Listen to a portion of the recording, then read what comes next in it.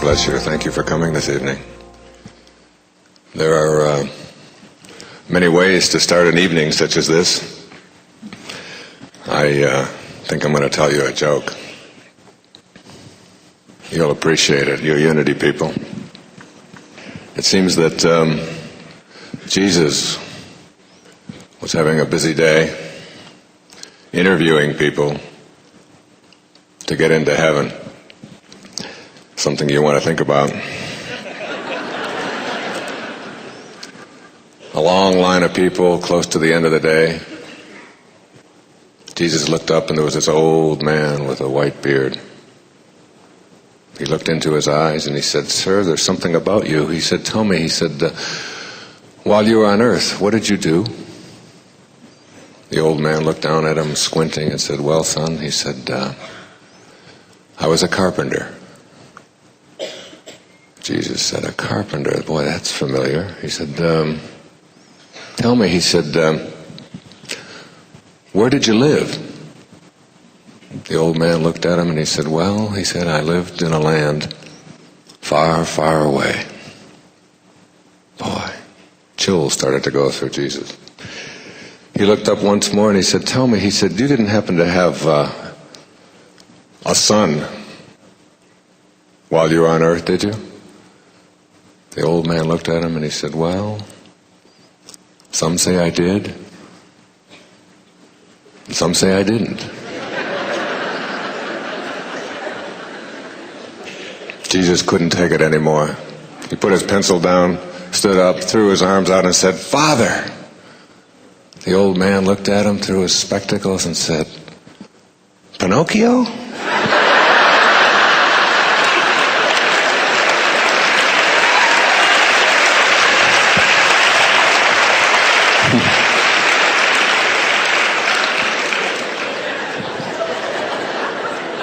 I like that story.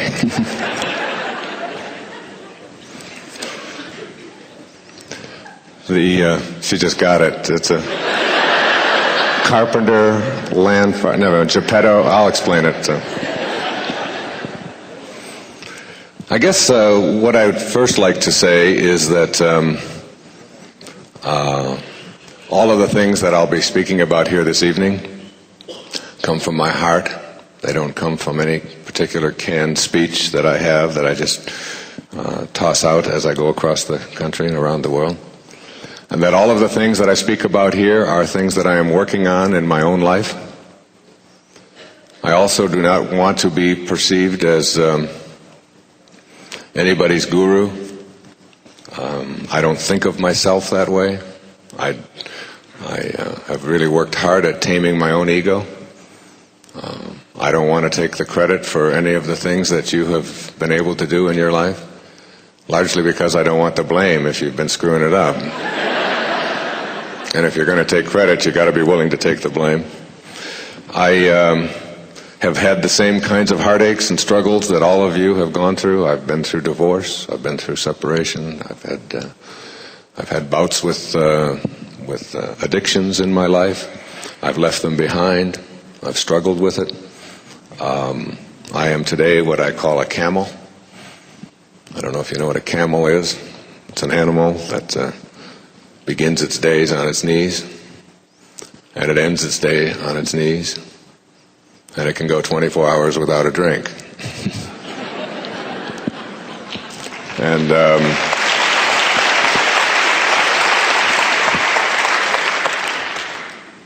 I have 8 children. 5 of them are under 12. I have teenagers and a 27-year-old. Some of you can't see in the back. This may look like a bald head to you, but it's really a solar panel for a sex machine. I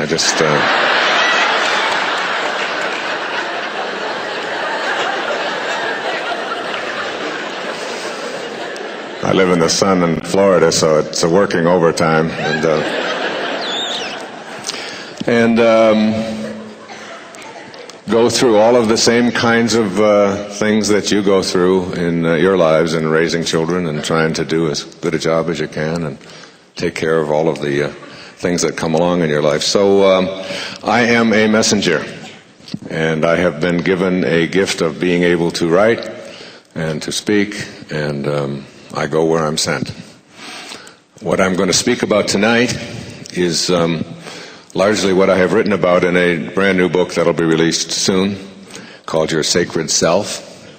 And it is really about the triumph of the higher part of ourselves over the ego.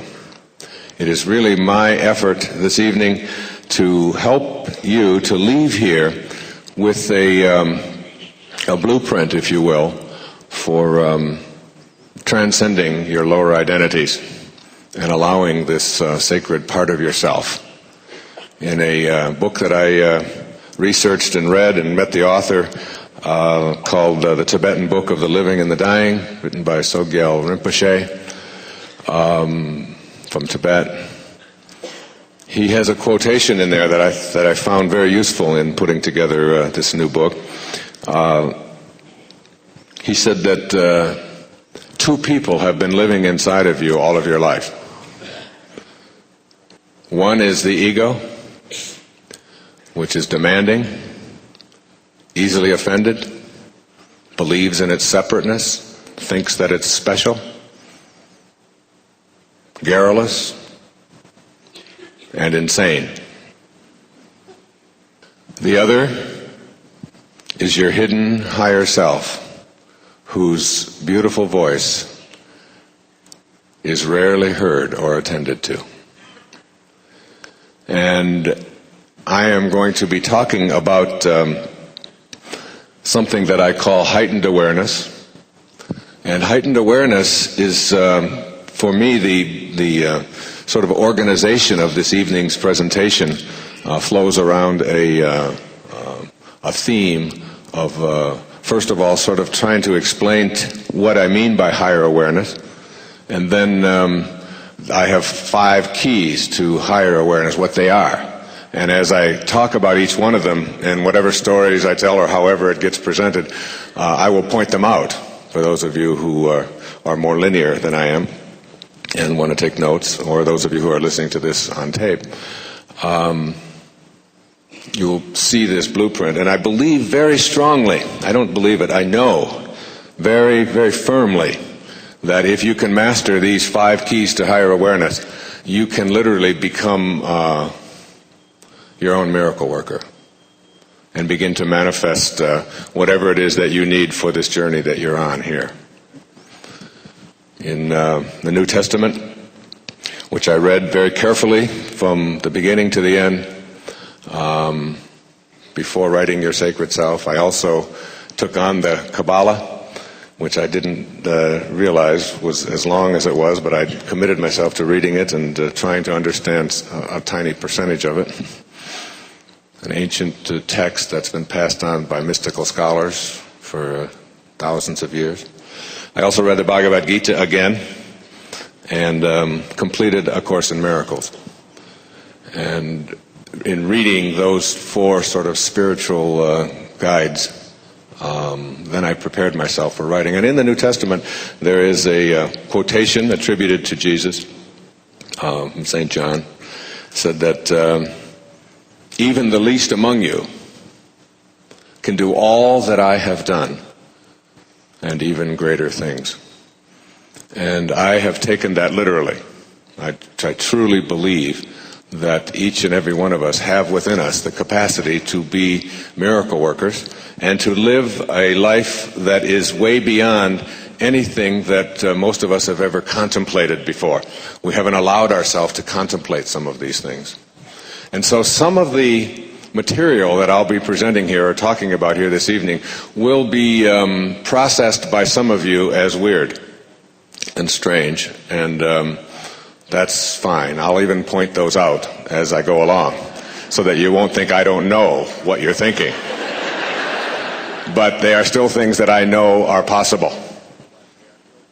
And as I talk about some things that perhaps you wouldn't expect someone with my background and training to be talking about, I'd like you to listen to this right at the very beginning, this beautiful story that Buddha used to tell his people. Before I even do that, though, I'd be, so that I just don't forget, something I talked about on the radio and on TV this morning here at KTAR when I was being preempted by the OJ trial, in and out, is that I'd like to say, we've got a couple of thousand people here this evening, and I would really like to say to you, as I will be saying all across the country and all around the world, as I'm going on tour, doing a national sort of speaking tour on promoting higher consciousness in our country and in Europe and in Australia, with people such as Deepak Chopra and Marianne Williamson and Louise Hay and Stuart Wilde, and we are touring, talking about these things. And one of the things, I received a letter from a man whom I hold very dear in my heart. His name is Eknath Eswaran. And Eknath Eswaran is really his first name, but in that part of India where he's from, they go for last name first. So Eswaran wrote to me and asked me if in my talking I would tell people that this, and he wrote me this letter in September, he had pointed out that over 15,000 articles in national publications had already been written about this trial before they even had selected a jury, and that the energy that we are putting into all of the minutiae of this particular crime is something that is going to bring us down. And so I would ask you to go out from here and to pay less titillating attention to the details of this particular current thing that is dividing us racially. Thank you. It's dividing us as a people. It is putting an emphasis on violence. It is we are collectively placing way too much energy on the kinds of things that will really bring us apart rather than together. And I don't watch it, and I don't read about it, and I don't comment on it. And I really would like the kinds of people who have showed up here this evening to just turn your attention, and when it does come on, just put love out there, and just kind of surround all of the souls that are involved in this drama with light and with love, and let the process take care of itself, and stay out of it. Stay out of it. It's very, very important. And Eswaran is one of the leading spiritual figures. I think he's a living saint. He's 83 years old. He wrote Dialogue with Death, which I'll talk about later this evening, and is the interpreter for most of those of you who have ever read the Bhagavad Gita in English probably read his interpretation of it. So that's my little spiel on OJ. Here's the story. It's from Legacy of the Heart. This is a story told by Buddha to his students. So I'm saying it to you at the beginning here tonight. A young widower who loved his 5-year-old son very much was away on business. And bandits came and burned down the entire village and took his son away. When the man returned, he saw the ruins and he panicked. He took the charred corpse of an infant to be his own child, and he began to pull his hair and beat his chest, crying uncontrollably. He organized a cremation ceremony and collected the ashes and put them in a very beautiful velvet pouch. Working, sleeping, or eating, he always carried the bag of ashes with him. One day his real son escaped from the robbers and found his way home. He arrived at his father's new cottage at midnight and knocked at the door. And you can imagine at that time the young father, who was still carrying the bag of ashes and crying, he asked, "Who is there?" And the child answered, "It's me, Papa. Open the door. It's your son." In his agitated state of mind, the father thought that some mischievous boy was making fun of him. And he shouted at the child to go away. And he continued to cry. The boy knocked again and again, but the father refused to let him in. Some time passed, and finally the child left. And from that time on, father and son never saw one another again. And after telling this story, the Buddha said, sometime, somewhere, you take something to be the truth. If you cling to it so much, when the truth comes in person and knocks at your door, you will refuse to open it. It's a powerful story for beginning students learning to be Brahmins. And it's a powerful story for each and every one of us. Is that we have to have what we learned when I was studying literature back at the university. We have to have this thing called the willing suspension of disbelief. And this is what you do every time you go into a movie theater. You don't go up to the screen and look at the screen and say, this is really ridiculous. I mean, this is 2 dimensions, and that's really light being projected onto that screen, and I'm not going to let my emotions be affected by a 2-dimensional light being projected up there. That's just absurd. You don't do that. You willingly suspend your disbelief and allow yourself to be entertained. And then when the evening or when the movie is over, you pick up your doubt and you go out and make your own decisions about it. That's all I would ask. That's all I'm asking of some of the things that I'll be speaking about here this evening. It's just to willingly suspend your disbelief, like you do when you read a novel or see a movie. And then just allow it in. And try to allow it in with an absence of judgment. Just open yourself up to new possibilities. Particularly possibilities for you.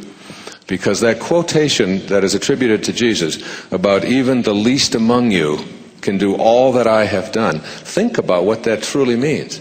That means that you have a capacity within you to literally manifest whatever it is that you want for yourself through a miraculous process called intention. And I'd like to begin by talking about what that means. You see, when you reach this heightened state of awareness, what happens is that you begin to develop a consciousness that allows you to manage the coincidences of your life. Something that Carl Jung spent his lifetime writing about and talking about. That instead of thinking of things happening to you and the coincidences that sort of just show up in your life that you call miracles, or that you call, wow, wasn't that weird, or wasn't that an interesting set of circumstances for that all to come together like that. You begin to have a different awareness, which is where I place my attention and leave my attention by leaving my ego behind and allowing this higher part of myself to reside there. Where I keep my attention, I can literally bring into the world of the manifest. Or I can go from the wave to the particle, or whatever you want to call that. And that's a very intriguing notion. I wrote a book a few years ago called You'll See It When You Believe It. And I have a chapter in there that I called synchronicity. Now this is a Jungian term. And it really sort of defines this process of how you can collaborate with fate. Now, most of us have been trained on a set of beliefs that keep us from having any conviction that this is something that is within our control. In fact, many of us have been trained to believe that to even think like this is blasphemous. To think that you have perhaps this kingdom of heaven is within you. And in reading the New Testament, and I always wonder about so much criticism when I remember talking on the Oprah show one time about God, that most people don't have a problem believing in God, they have a problem in knowing that they are God. That God is within them. And she said to me, you realize that there's a lot of people watching all over this country, particularly in certain regions of the country, who are going to find this idea that they are God, pretty absurd. And I said, well, that's just the way it is. And then as I was getting prepared to write this new book,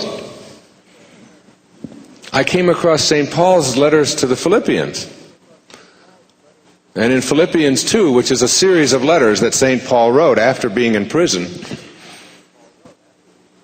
about words of Jesus, because St. Paul literally wrote the New Testament. And he said these words. And I often want to ask the people who find this so blasphemous what these words mean. He said in Philippians 2, verses 5 and 6. He said, "Have in you the same mind as Christ Jesus, who, being in the form of God, did not consider it robbery to be equal with God." And so I would ask you to consider that and have that mind. That God is not just something that is outside of you, but that you are extensions of it. And it doesn't really matter what you call it. Alan Watts once said to me in 1971, he said, "Wayne, don't forget this." He said, "You cannot get wet from the word water." You cannot get wet from the word water. So it isn't the word that makes water wet. It is whatever it is. Speaking of which, I need some of that. Oh, here it is, right here. Just manifest it. I mean, this stuff works so great, I'm telling you. I love you. I love you too. This is water.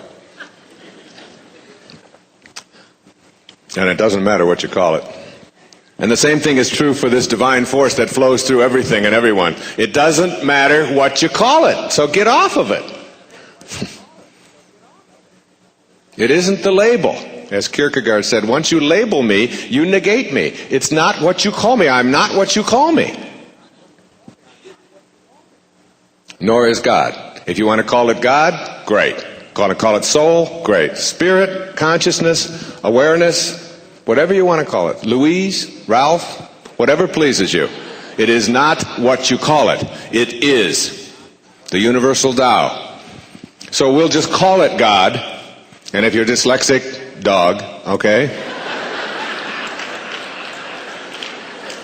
And we'll just put a name, we'll just call it that for this evening. But that's not what it is. So if you have a better name, by all means, use that. But know that this thing, this divine force, is in all of us.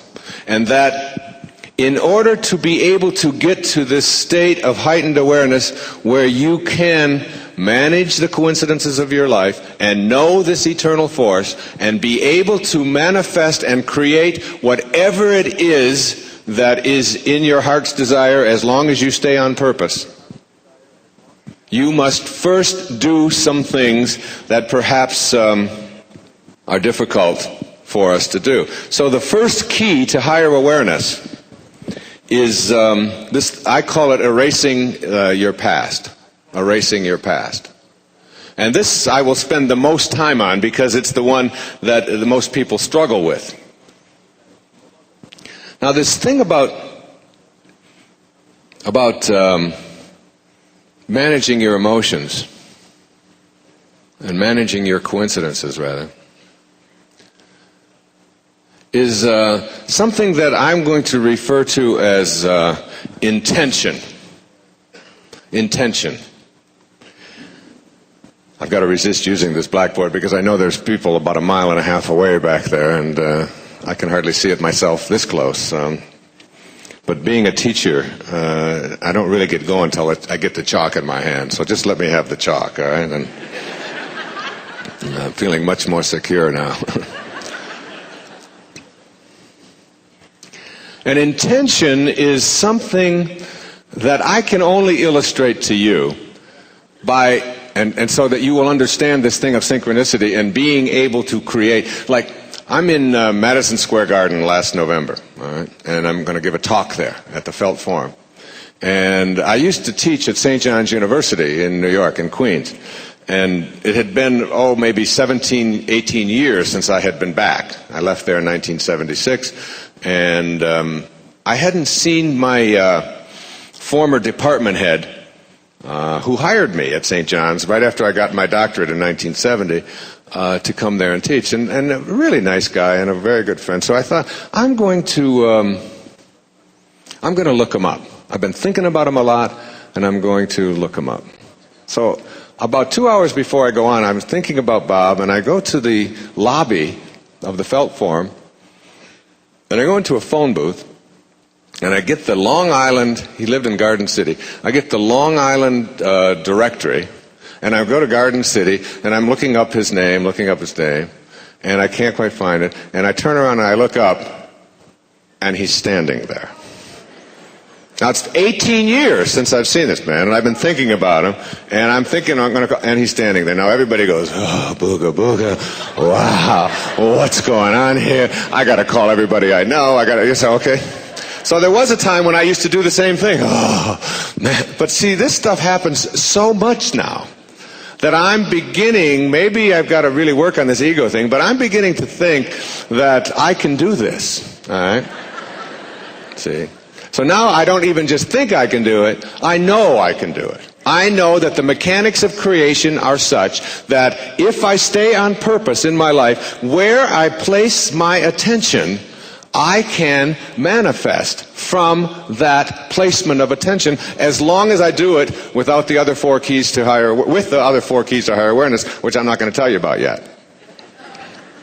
But as long as I keep my attention there and don't allow anyone else to smear it, you see, in order to be able to create anything for yourself in your life, you first must be able to conceive of it.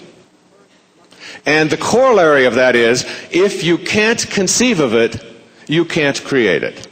And the problem in trying to teach people to become spiritual masters, enlightened beings, the problem is not in teaching the mechanics of this. The mechanics are really quite simple. What you do is really fairly simple to do. The problem is in convincing people that they have the capacity to do it. Because most of us are stuck in something, now I do have to write this, I'm sorry, something called a paradigm. A paradigm. And a paradigm is a way of thinking or behaving which traps us into believing, like the father with his son, into believing a truth because we've had it drilled into us by so many people that we can't think any other way.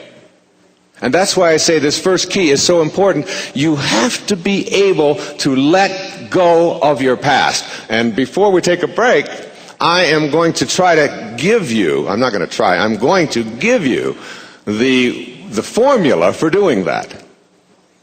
And try to illustrate it with some of what I think of as the best stuff that's ever come down the pike in terms of getting rid of this stuff in the past. But a paradigm, let me give you an illustration of a paradigm. In 1968, okay, go back, 1968. What country in the world do you think was the world's largest manufacturer of wristwatches? Switzerland. You get an A. And everybody would have come up with that, virtually everybody, in 1968. The Swiss had been making watches for centuries, and they were considered the leading experts on watches. Now it's 1995, okay? Less than 30 years later. And what country, by a factor of 10 to 1, is the leading producer of wristwatches in the world today? Japan. Now, the reason why that shift has taken place in a relatively short period of time is something called paradigm. In 1968, someone came to the Swiss manufacturers in Geneva and said, "We have a new idea for making watches. We're going to get rid of the mainspring. We're going to get rid of the winding mechanism. We're going to get rid of the whole inside. And we are going to replace it with a quartz movement and put in a battery. That battery is going to last for years, and it will keep perfect time, and it's going to transform the watchmaking industry." And the Swiss said, "Don't tell us how to make watches. We have been doing it for centuries. We are the experts. We will tell you." That was their paradigm. And they continued making watches the way they did, and they went to the Japanese. Now, that little example, I've always remembered that when I heard that the first time. And I say it to you because you can also get stuck in a paradigm in your life, in lots and lots of areas. Most of us have these kinds of things that we hang on to and that we believe so strongly because we have been conditioned by all of our well-meaning sort of other egos who have shown up in our life to guide us and have directed us on a path that is mostly directed by our lower identities. And while we pay some attention to our higher identities, we usually just do it on Sunday mornings or Saturday evenings. And the rest of the time we have sort of a whole different way of approaching it. And a paradigm is something... Now, I have a teacher that I work with that is really, I think, a very enlightened being. And he told me, he said, if you want to get out of the paradigms that you're in, and I was like, me? I'm Wayne Dyer. I'm not stuck in anything, all right? He said, well, one of the things you're going to have to learn to do is you're going to have to learn to kill your ego. I said, well, I really can do that. I can kill my ego. I said, what's the test? How do you know when you've killed your ego? He said, well, the test for killing your ego is you check yourself into a dirty, grungy motel room that smells of piss,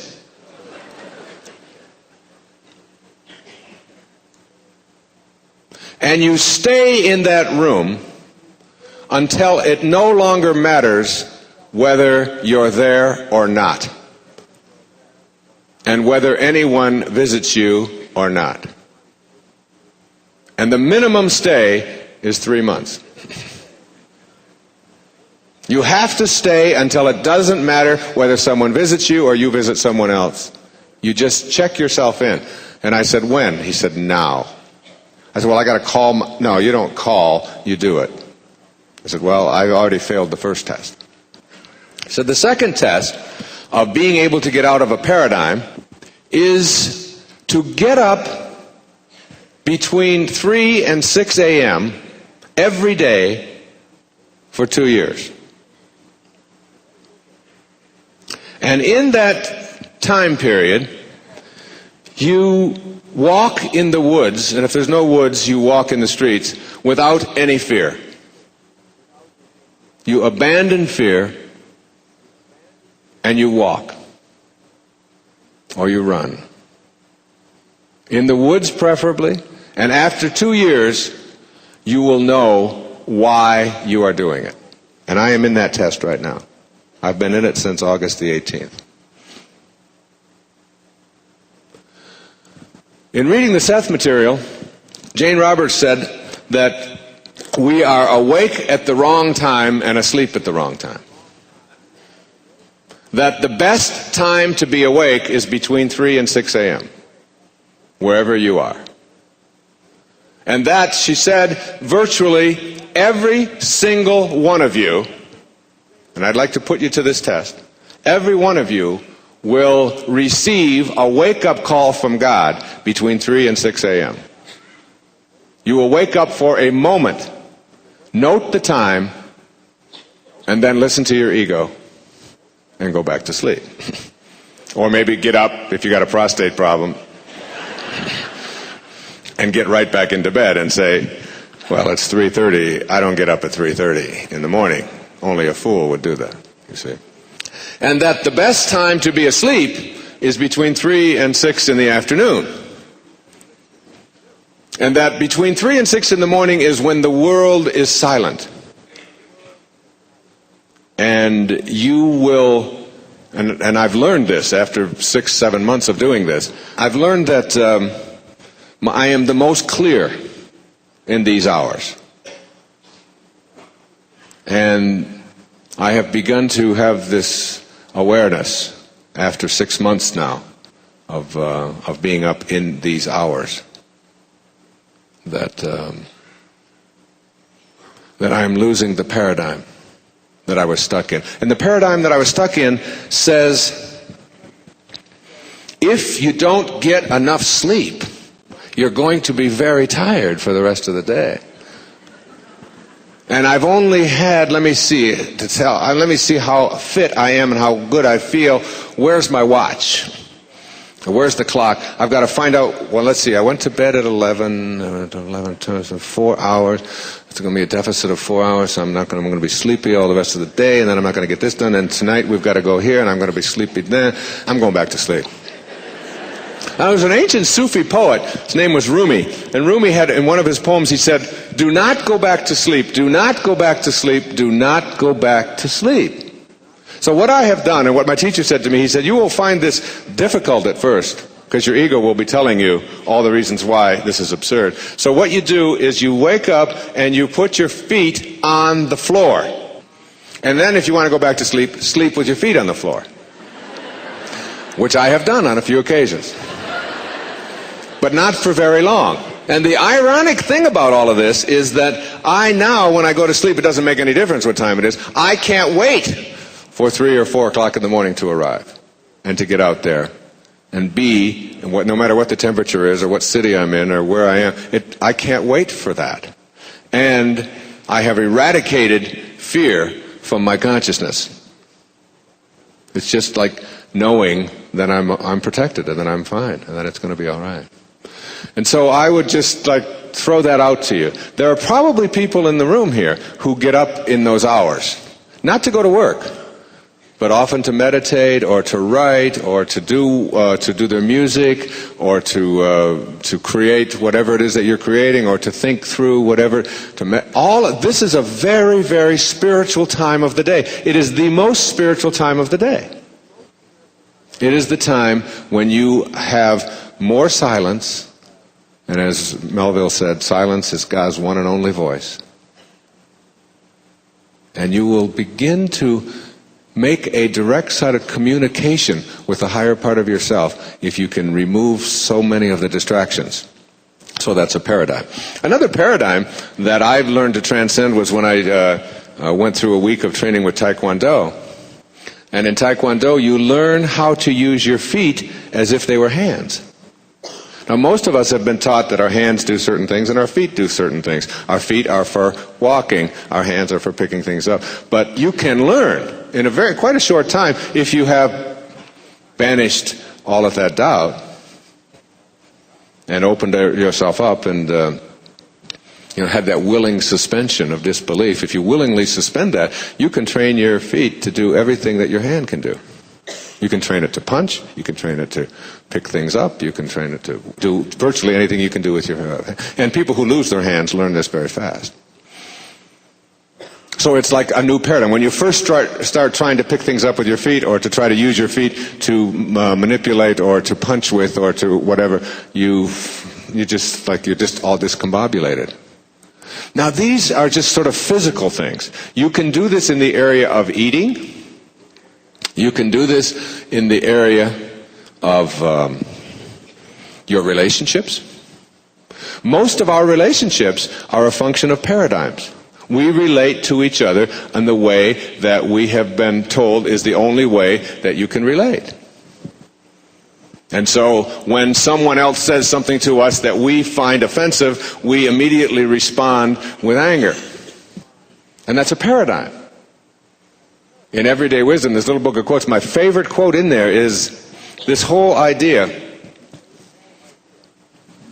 that if you really want to improve the quality of your relationships, whatever you paid to get in here tonight, just this one little sentence will really dramatically alter your relationships. And I'm not just talking about the person that you live with. I'm talking about people that you meet on the street, people that you work with, people that wait on you in restaurants, whomever they are.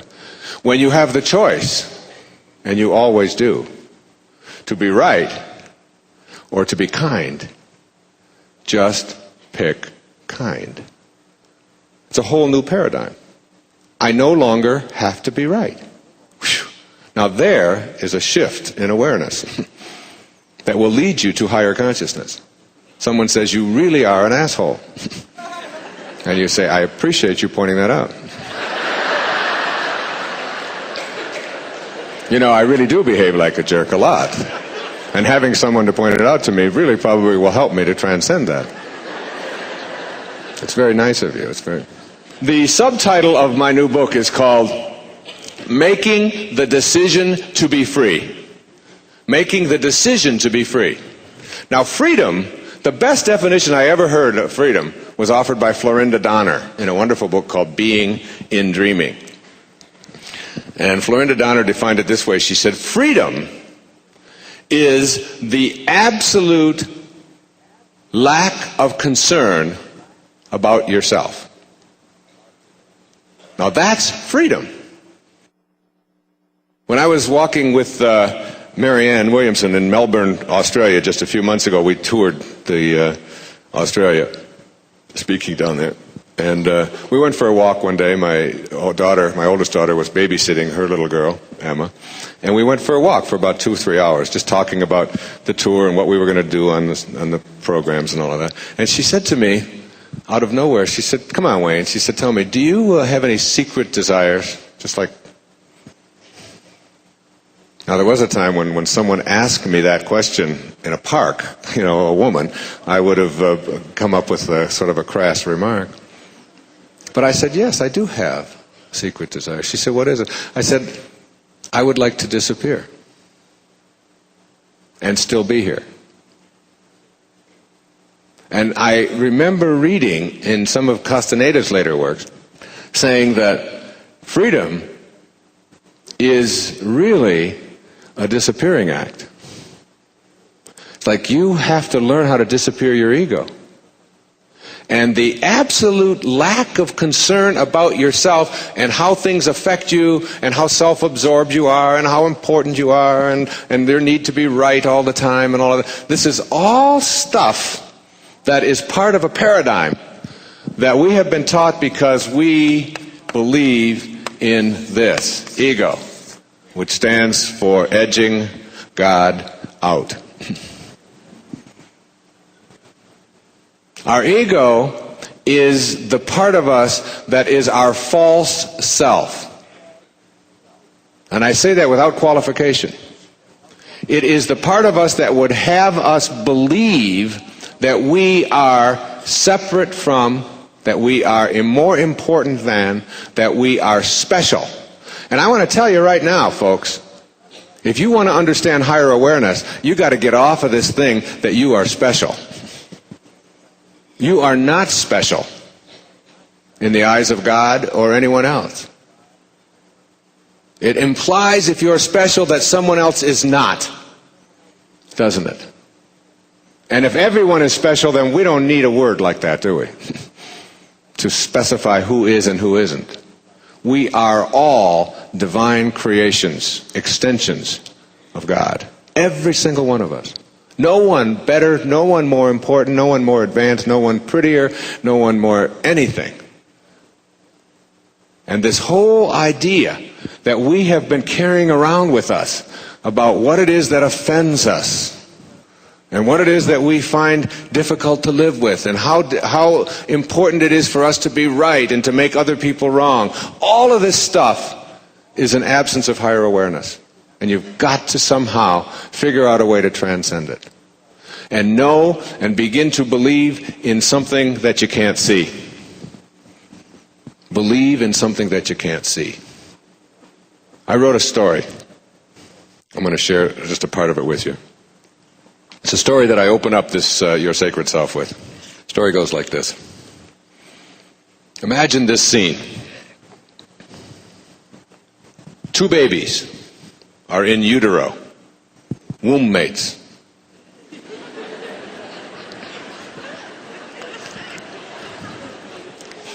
Confined to the wall of their mother's womb, and they are having a conversation.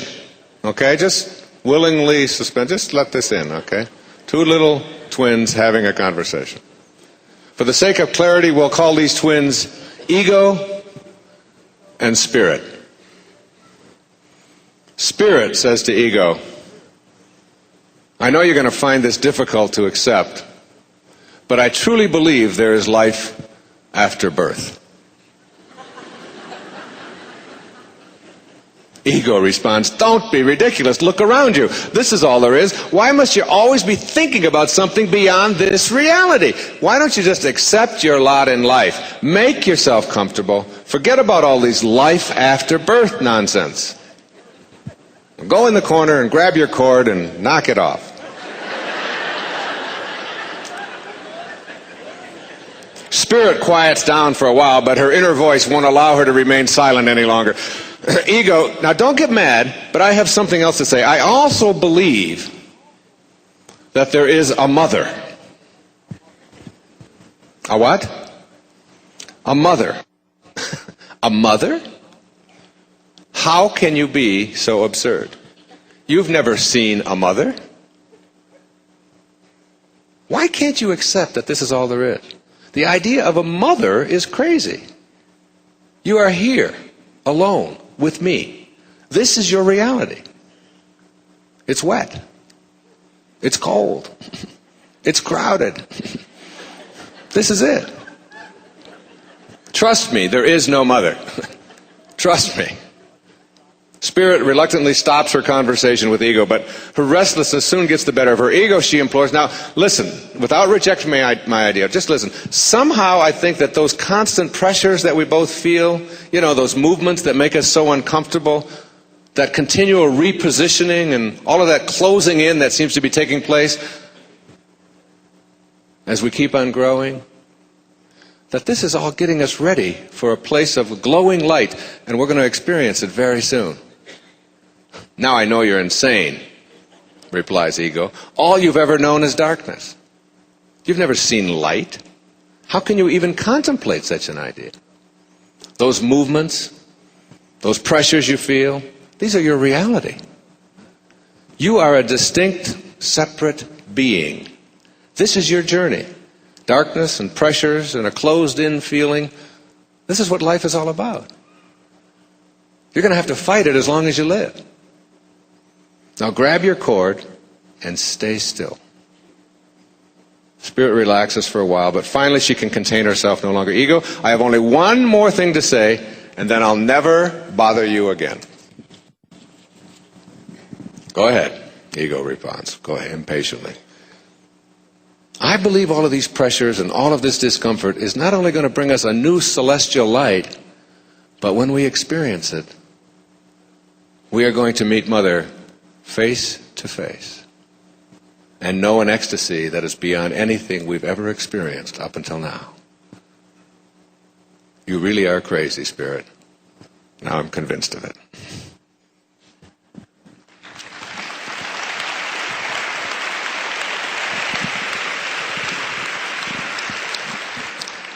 And so you see the metaphor, don't you? I don't even have to explain it. We who come to talks like this are what my friend Stuart Wilde calls fringe dwellers. We are dwelling on the fringe, all of us. We are filling out the forms. We are in the system. We are not that rebellious yet. We receive a lot of criticism. A lot of people think we're nuts. And I want to tell you, all of those people who do will be down this road with you before long, as soon as we get it paved.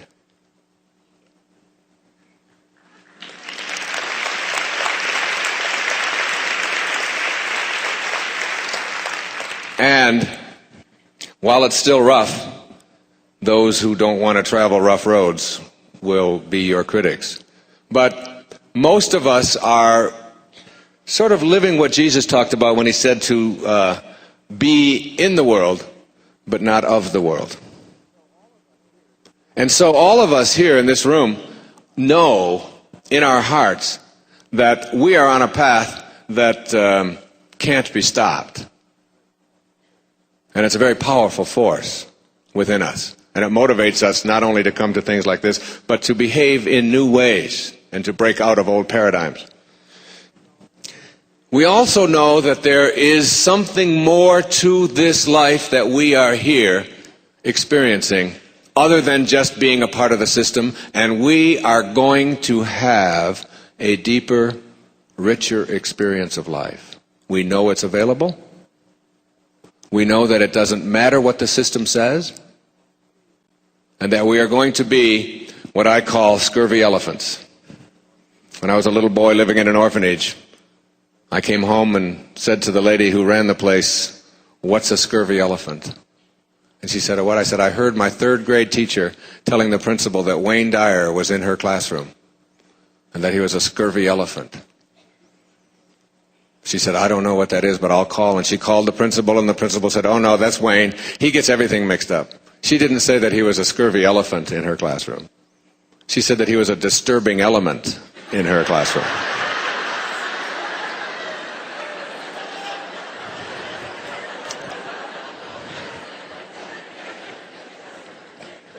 And so we usually have a house full of them when I speak.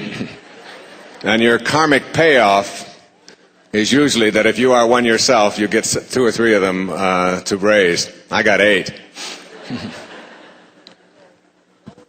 And so, knowing that there is a deeper and a richer experience of life available to us fringe dwellers who are sort of in the world, but we're not of the world, we know this is not home.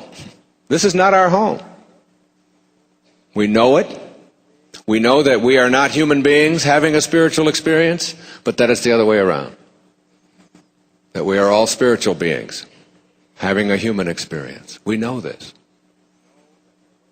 And we know that there was a moment when before we showed up here on this plane, when we were in nowhere. N-O-W-H-E-R-E. Nowhere. And this is the moment just before your conception. I'm going to suggest to you, and I know this is weird, put a little asterisk around this in the tape. I'm going to suggest to you that you don't rely upon your memory to determine whether this is valid or not. Because you probably can't even tell me what you had for breakfast, let alone what you dreamt about last night, let alone what happened to you when you were 3 months old. You all were 3 months old, weren't you, at one time? You want to tell me about it? What was it like? What was the color of your crib sheets? Your memory is not a good indicator of whether something is true or not true. And my experience with the teachers that I have had and with my own meditative practices and with my own reading is that we sign up for all of this and that there are no accidents. That God's plan works and yours doesn't, by and large. And if you want yours to work, make it the same as God's and understand that. And that when you are in nowhere, you make a decision to come here. And you pick who you're coming here with. And so if you don't like who you got, you ought to be wondering why you picked them. And when you left nowhere, and we all leave nowhere, N-O-W-H-E-R-E, and we get to now here, N-O-W-H-E-R-E, and it's all the same. It's just a question of spacing. So we go from nowhere to now here. And guess where you're headed? Back to nowhere. And you know that. Because you have been watching the journey, haven't you? Because whoever you are has been in a whole lot of bodies already. In fact, even how you got here from nowhere to now here is exactly the same for all of us. Like it or not, you all started out the same. You went on a picnic with your father, you came home with your mother. That's the way it gets. Okay? I don't care if you're a nun, I don't care if you're the Pope, I don't care who you are. There was a picnic. And now you show up in now here, and you show up in a room. And the room is this reality that you are experiencing, and we call it daily awareness. And you show up in this house, this beautiful house, in this little room called daily awareness. And the only way you can get into the house is through your birth. And you squeeze into this room, okay? And you spend your time here, whatever time that you have signed up for, some of us for 10 weeks, some of us for 10 years, some of us for 100 years, and it's all in divine order. Even though we milk this melodrama of death to death, somehow believing that it shouldn't be happening, and isn't it awful, and and we don't even believe in it anymore, and that's the ego. The ego's greatest disappointment and embarrassment is death. All right? And it does everything that it possibly can to avoid the embarrassment of dying. It will even stick tubes in you and feed you through funny little things, all of, whatever. And God's saying, why don't you come home now? And say, well, they won't get these damn tubes out of me, and they've got this. And so we milk this and milk this and milk this and don't understand that it's in divine order. It's all in divine order. And then you leave the room at your death, and the door snaps shut. And you live your life here in this room called daily awareness. And I would like to suggest to you that all the rest of the house is something called higher awareness. And very few people know how to get out of this room of daily awareness. They don't get out of it because they are looking around and looking around for the door. And they spend their life trying to find the door out, and they're pushing and they're pushing and they're pushing. And then one day they have this stunning realization. And the realization is that the door to the other room opens inward. Inward. It doesn't open out. You can't push it out. You got to step back and let it in. And one of the things that I promote, and I don't do a lot of commercials, but this is one I do a commercial for. It's called For the Love of God. And it's a collection of writings that I was asked to participate in, called For the Love of God. And they asked about 30 of us from around the planet if we would write our own personal interpretations of God. They asked the Dalai Lama. They asked Mother Teresa, who I think is a living saint. They asked myself, who was nowhere close to it. They asked Brooke Medicine Eagle, Matthew Fox, Shakti Gawain, Ken Kais, Harold Kushner, Stephen Levine, Hugh Prather, many others, if they would write their own contributions. And here is one person who I admire a great deal, a Buddhist. His name is Joseph Goldstein. I think he's a convert.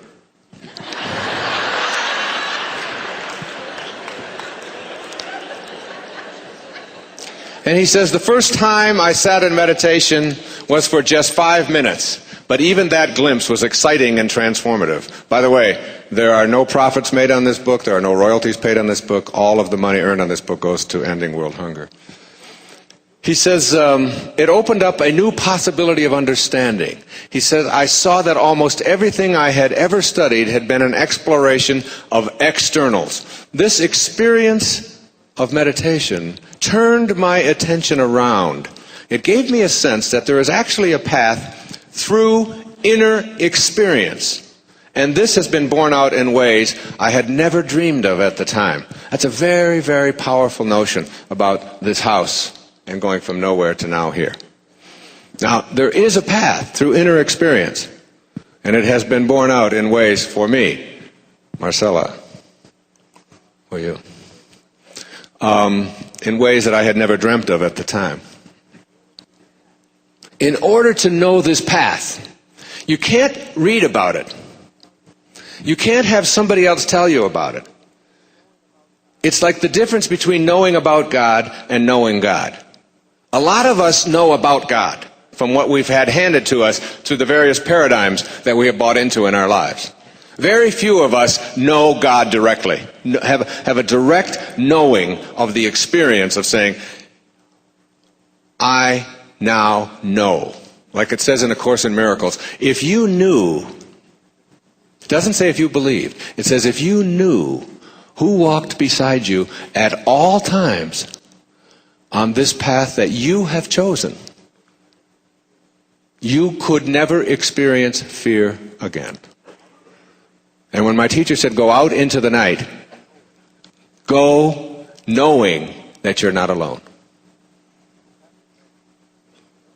Pat McMahon, who many of you know on KTAR, and who's a dear friend of mine for years and years, 20 years now, told me about when Mother Teresa was here in town, and that he asked if there was anything that he could do to help her with her cause, because she was trying to raise the consciousness and to create this shelter.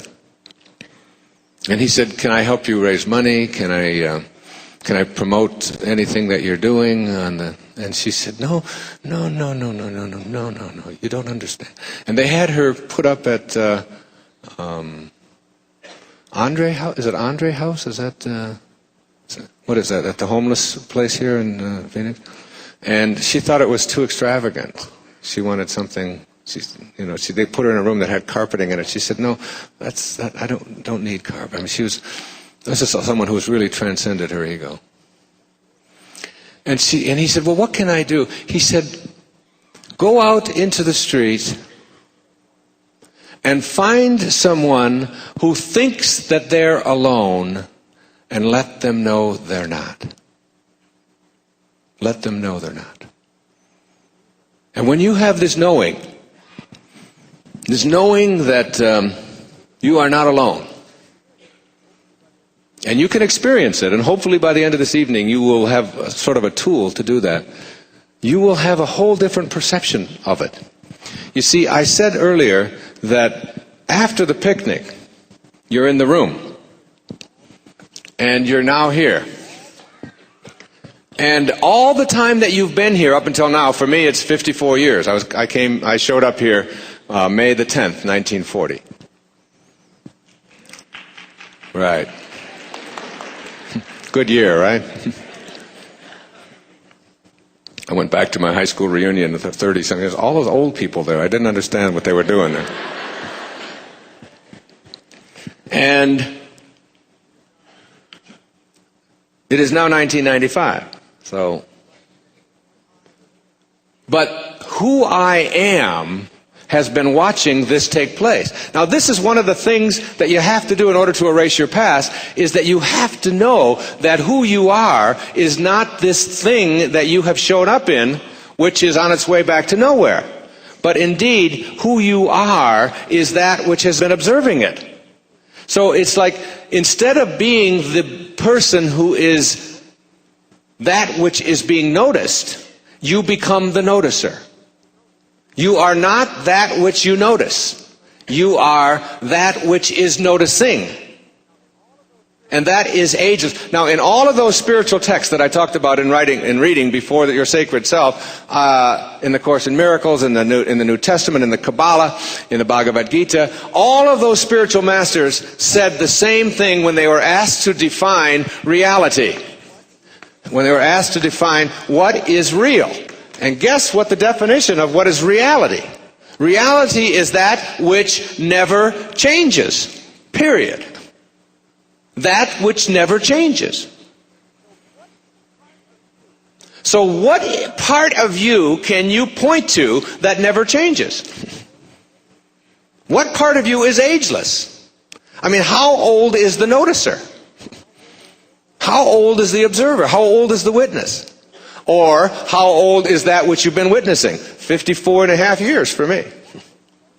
But the one that's been watching it hasn't aged at all. It's still exactly the same inside. Still processing. Now, I have really learned, and my very favorite letter that I've ever received about all of this came to me from a little scurvy elephant in Crossett, Arkansas.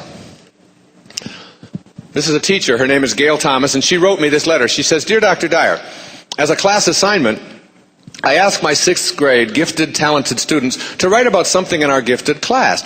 My idea was that they would write about some of the material we had covered during the week." She said, "I do give the children a certain leeway with my direction, but I was completely taken by surprise when Ronnie Terrell, a fidgety boy in my last period class, wrote this jewel. I had your book, The Sky's the Limit, with your full picture on it, propped up on my chalk tray, and obviously this is what caught Ronnie's eye. She says, I've seen you many times on The Tonight Show and felt that with your sense of humor, you would love this." This is Ronnie Terrell's impressions of the class after looking at my picture for 1 week. This is little smartass Ronnie Terrell. He says in his essay, Dr. Wayne Dyer is slick-headed. His barber was probably drunk, or he was caught by an Indian. Then he has this wonderful line that only a little scurvy elephant in the last row could write. I know, because I was one. He says, I wonder if flies slide off of his head. Is that great or not? He says, I bet he was once a magician and he did a disappearing act and he came back, but his hair forgot to.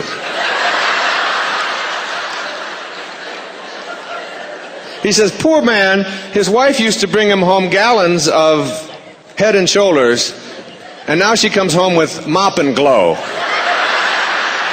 Mop and Glow, all right? So that's Ronnie Terrell's impressions of the classic. But you see, this doesn't bother me because this isn't me. I am just the watcher. As a matter of fact, I've even learned, after I turned 50, I learned that hair doesn't fall out anyway. I used to have like these metaphysical questions I would ask my wife. I'd hold one up in the morning that was on the pillow. I'd say, honey, $1,000 if you can answer this question. She said, what are you talking about? I said, what held it in yesterday? You know, it's like, something did, right? But now I've learned, you see, when you turn 50, those of you who are suffering with this, I learned that hair doesn't fall out. It's amazing. You don't lose your hair. This will be great insight for you. It actually goes in. And then it comes out in your nose and your ears when you turn 50.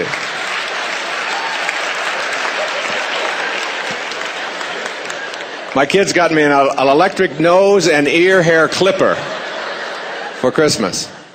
If I didn't have that today, I would have shoulder-length ear hair, you know, coming. So I've been noticing this for a long time, you see. And all of you have been noticing the same thing. And it's like being the difference between the noticer and that which you notice. And that which you notice. This is like the real crucial test to understanding higher awareness. You know that when you go back to nowhere, the moment before you go back to nowhere, if they weigh your body and it weighs 150 pounds, and then life leaves your body, and then they weigh this thing that they're going to burn,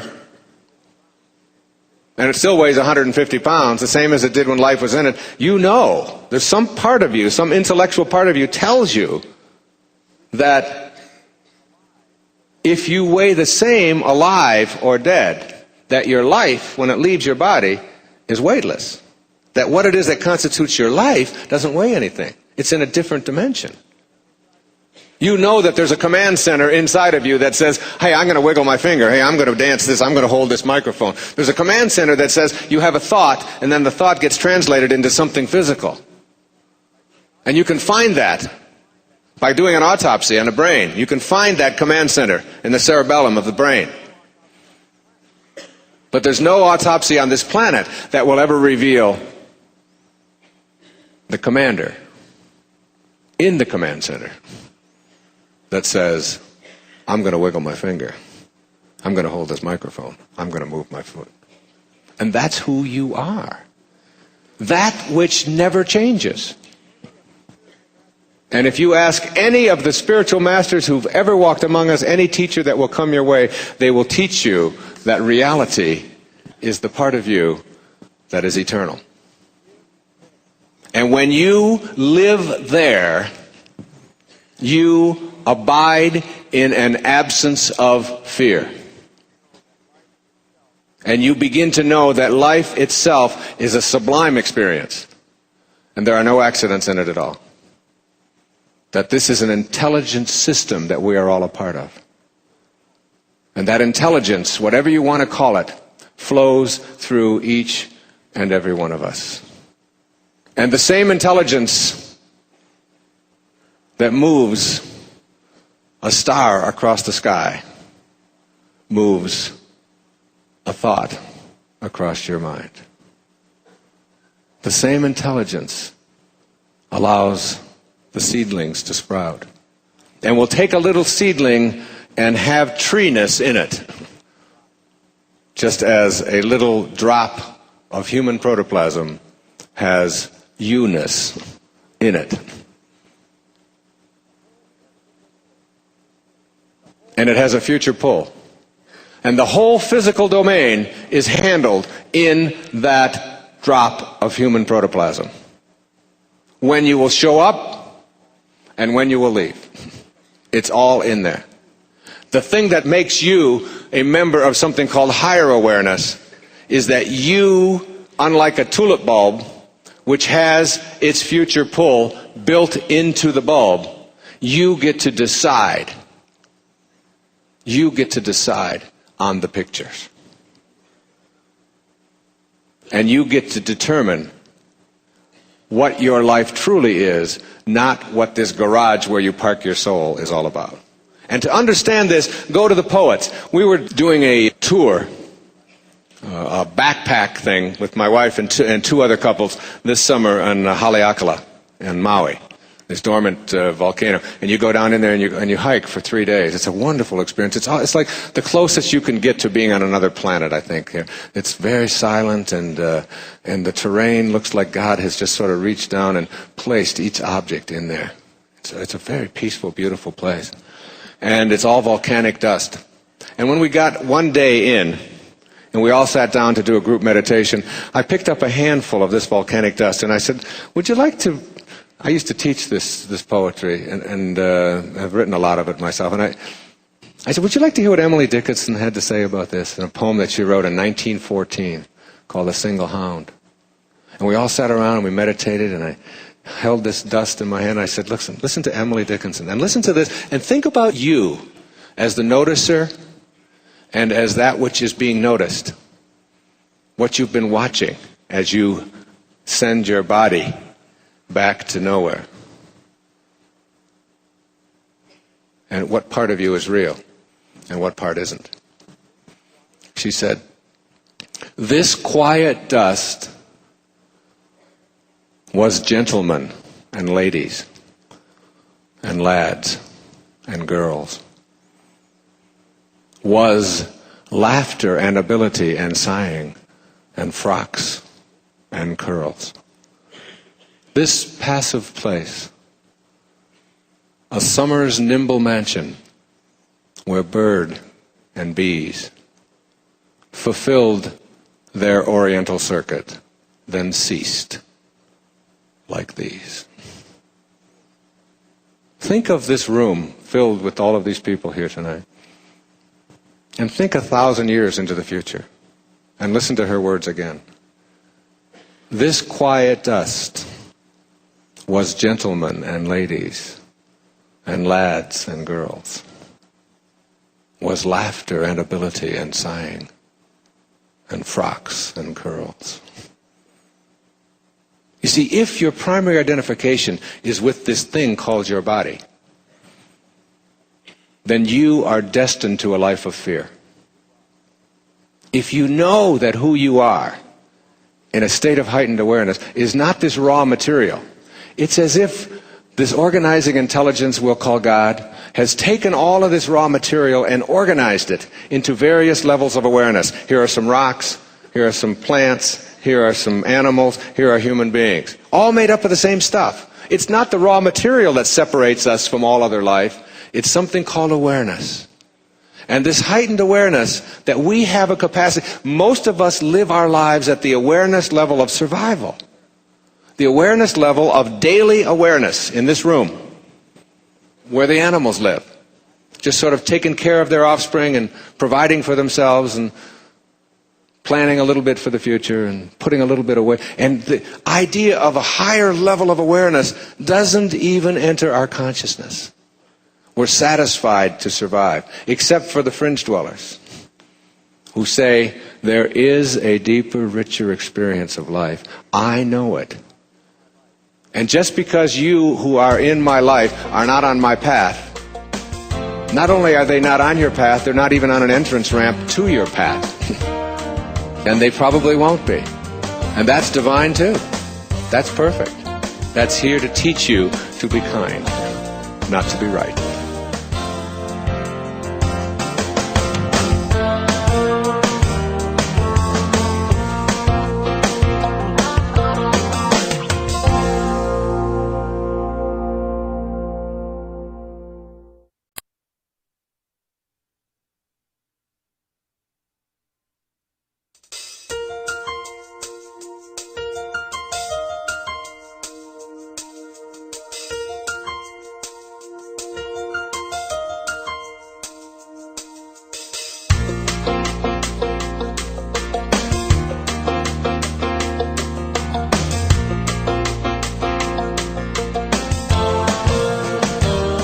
Because there's no bullshit like New Age bullshit, okay? And New Age bullshit is the bullshit that says, I am spiritually superior to you.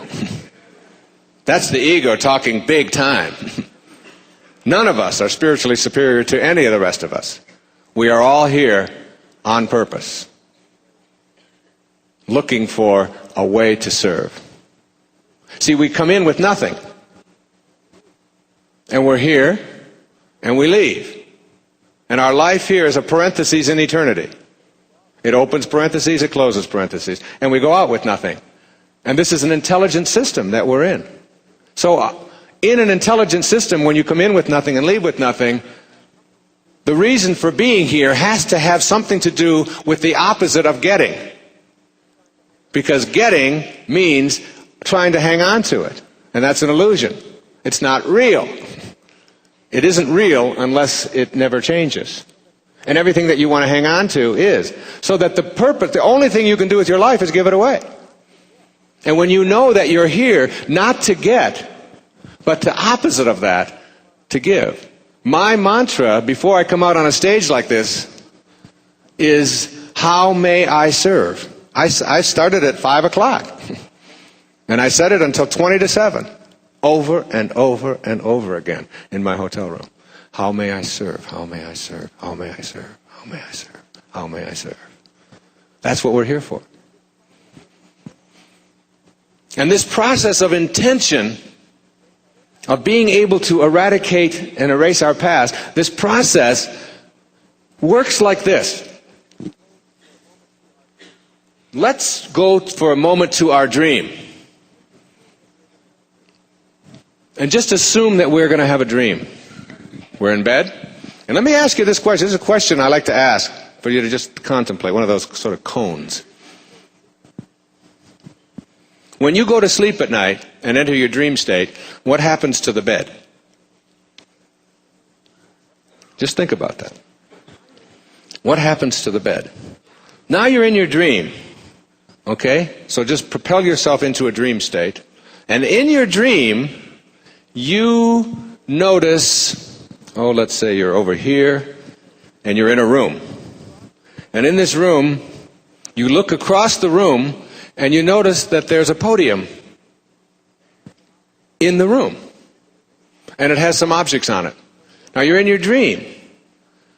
So in the state of dream consciousness, you say to yourself, I would like to examine that podium more closely.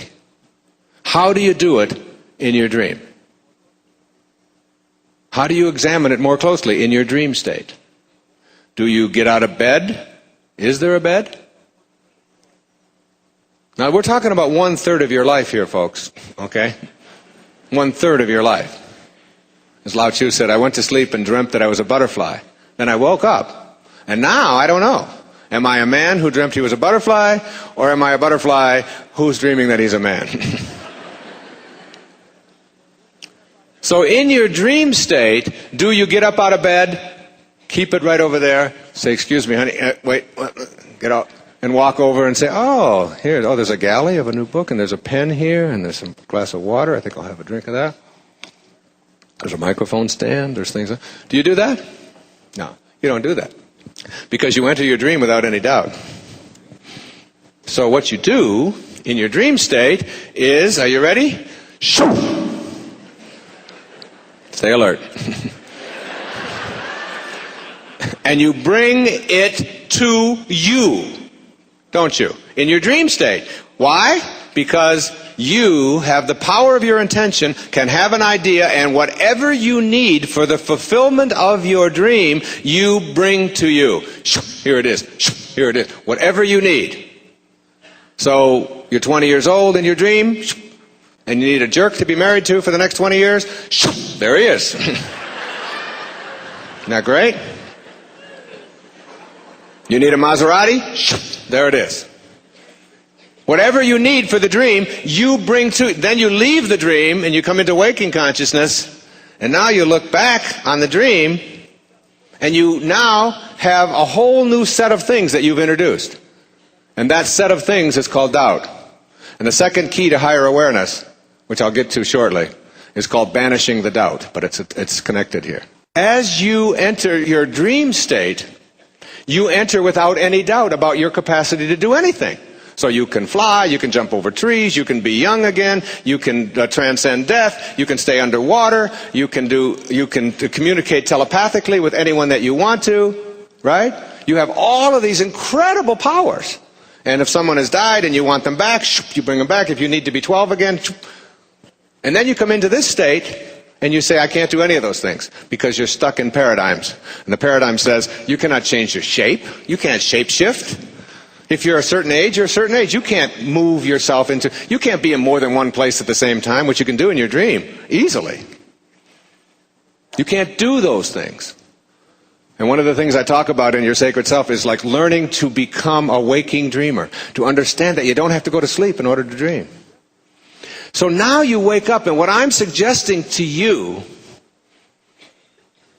is that this is also a dream, only it's a 100-year dream. And in this 100-year dream,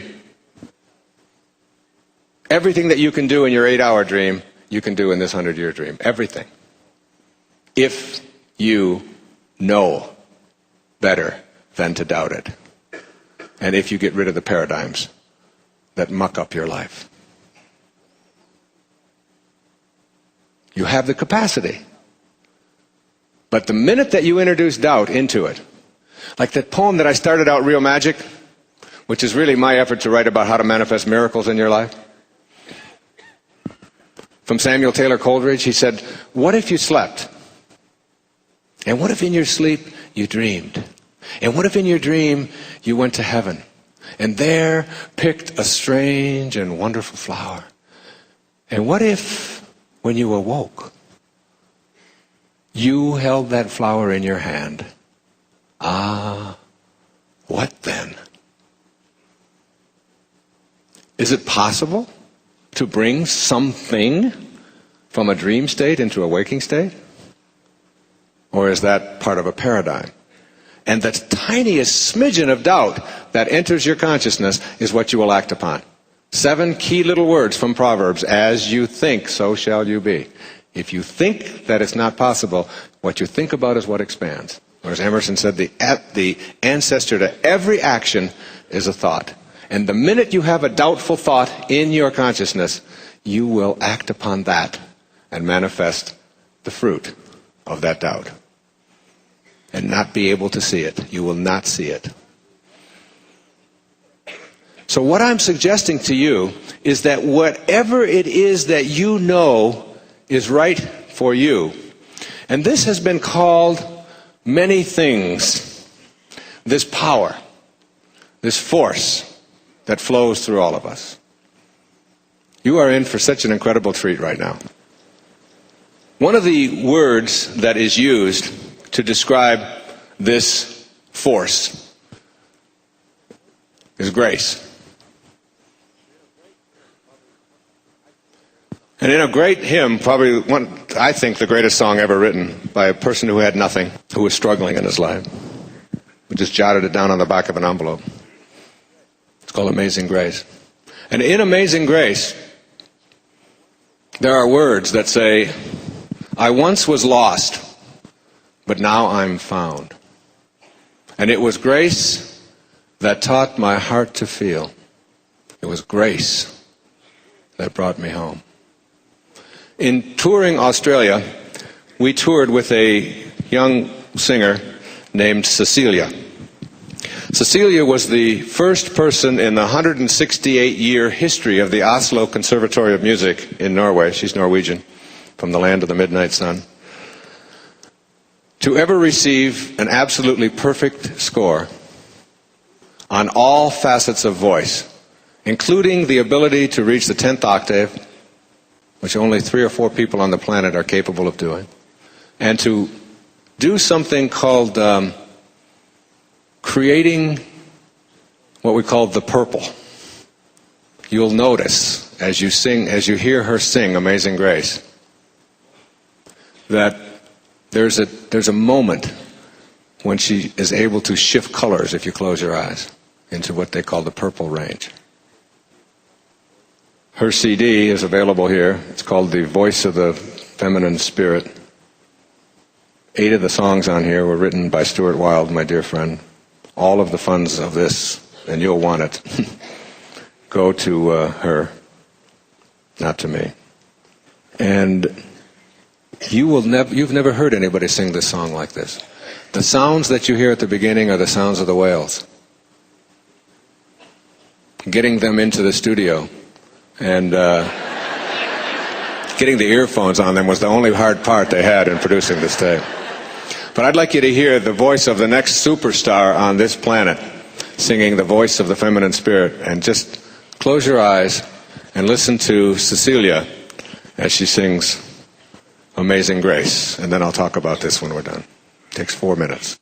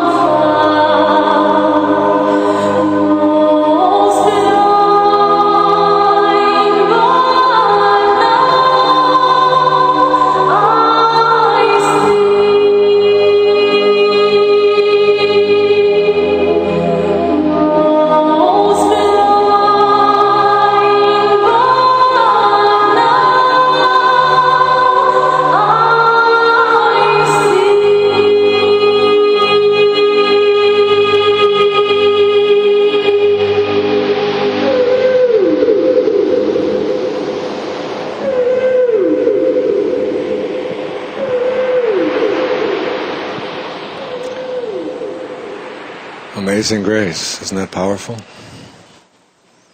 It's stunning. It's stunning. And that grace, that whatever you want to call that force that flows through all of us, is basically, essentially, what your higher self is. Now I want to give you a practical application of how this power of grace and intention works in your life. As you know from how I opened, I'm out in the streets, wherever I am, early in the morning, with grace. And I was walking the other morning, not yesterday but the day before, over in this place, sort of kitty corner from here, a place where they have a tribute to Cesar Chavez, some kind of a garden spot, and I saw a woman walking about 5 o'clock in the morning, 5:30. And I thought it's strange to see a woman out here alone, walking, long hair, unescorted. She was at a drinking fountain. And so something propelled me toward this woman. I don't know what it was. And I walked over to where she was working this drinking fountain, and it didn't seem to work right. And she turned it on and got a drink, and then I was behind her, and I tried to get the thing on, and I couldn't get it on. And she said, she turned around to me. She said, "Oh, nobody can work this fountain." She said, "Only my daughter, who's 12, knows how to work this thing. This is my water stop."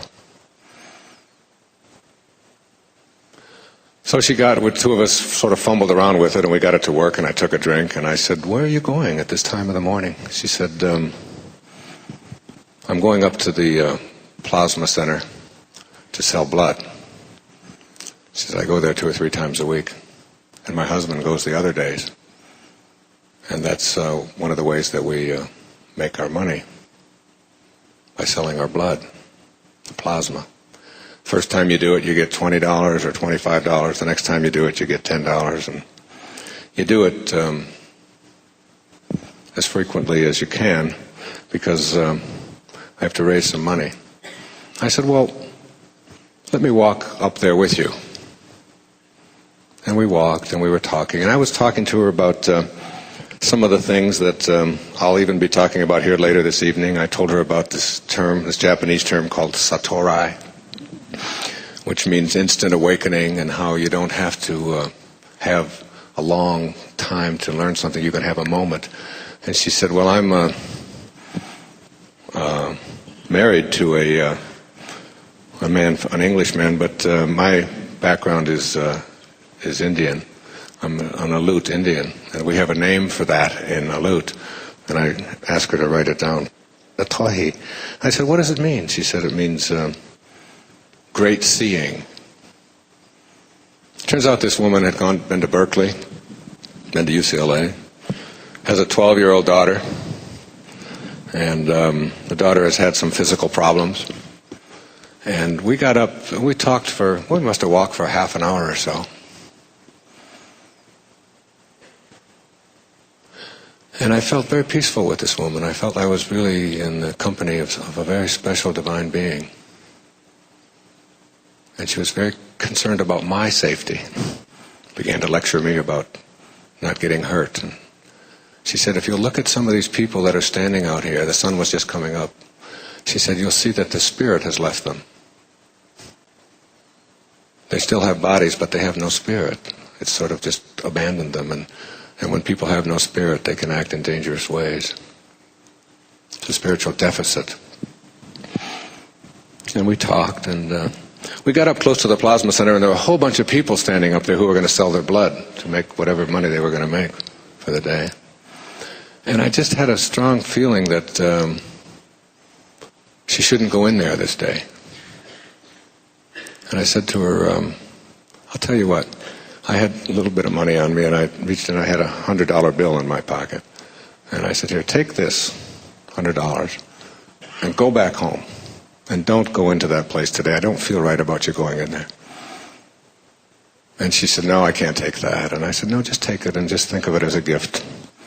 So she put it in, and she got sort of teary, and she walked across the street. And I walked away for a little, and I came back, and she was standing there, and she was doing some kind of a ceremony, an Indian ceremony. And I said, what were you doing over there under that light? And she said, I was apologizing to God. Because I've always known that God will provide.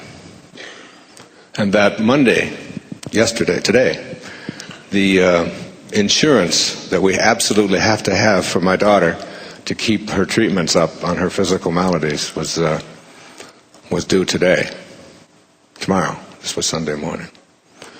And my husband and I have been exchanging our dates down here at the Plasma Center so that we could raise the money to make this insurance premium. And the amount of that insurance premium that we have due tomorrow, that I had no idea how I was going to get, was $97. She said, you are a miracle that you showed up and handed me this. And there were many forces that operated there to get me to that place at that moment, to talk to this person, to walk there, to be here. I wasn't even supposed to be here tonight. I filled in for Marianne, who wasn't able to be here, and who will be coming later. And I even talked to her about it yesterday. Her not being able to be here and my saying, I'll come. And then she told me and warned me about going there and so on. And she said she has a problem with her teeth. And I said, it'd really be great if you could get those teeth of yours fixed. And she said, I know exactly what it costs to have my teeth fixed, and I'm going to get it done. But I don't know how yet, but I'm going to get it done. I said, how much is it? She said, $3,752. And I will manifest it. And I will no longer ever doubt God again. So I said to her, look, I know you don't know who I am, but and I'm out here in these running clothes and look like one of the people that lives out here. I said, I'm speaking tomorrow night at Symphony Hall. Why don't you come as my guest? And I know there's going to be a dentist here. I know he's going to be there. And if he'll work at his wages, I'll take care of that dental bill for you. I know we can get it done.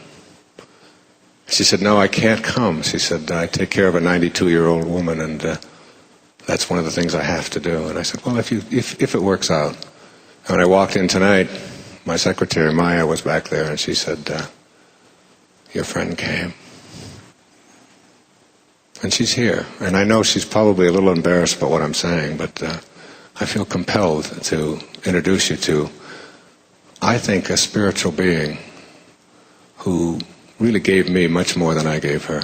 She's sitting here in the front row. This is Marcella Whitehead. Stand up and say hello to these people.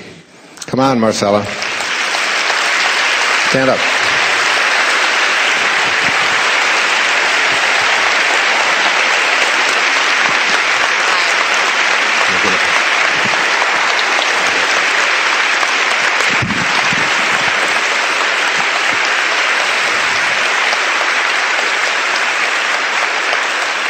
There's a lot of love in this room, and we're going to get those teeth taken care of for you.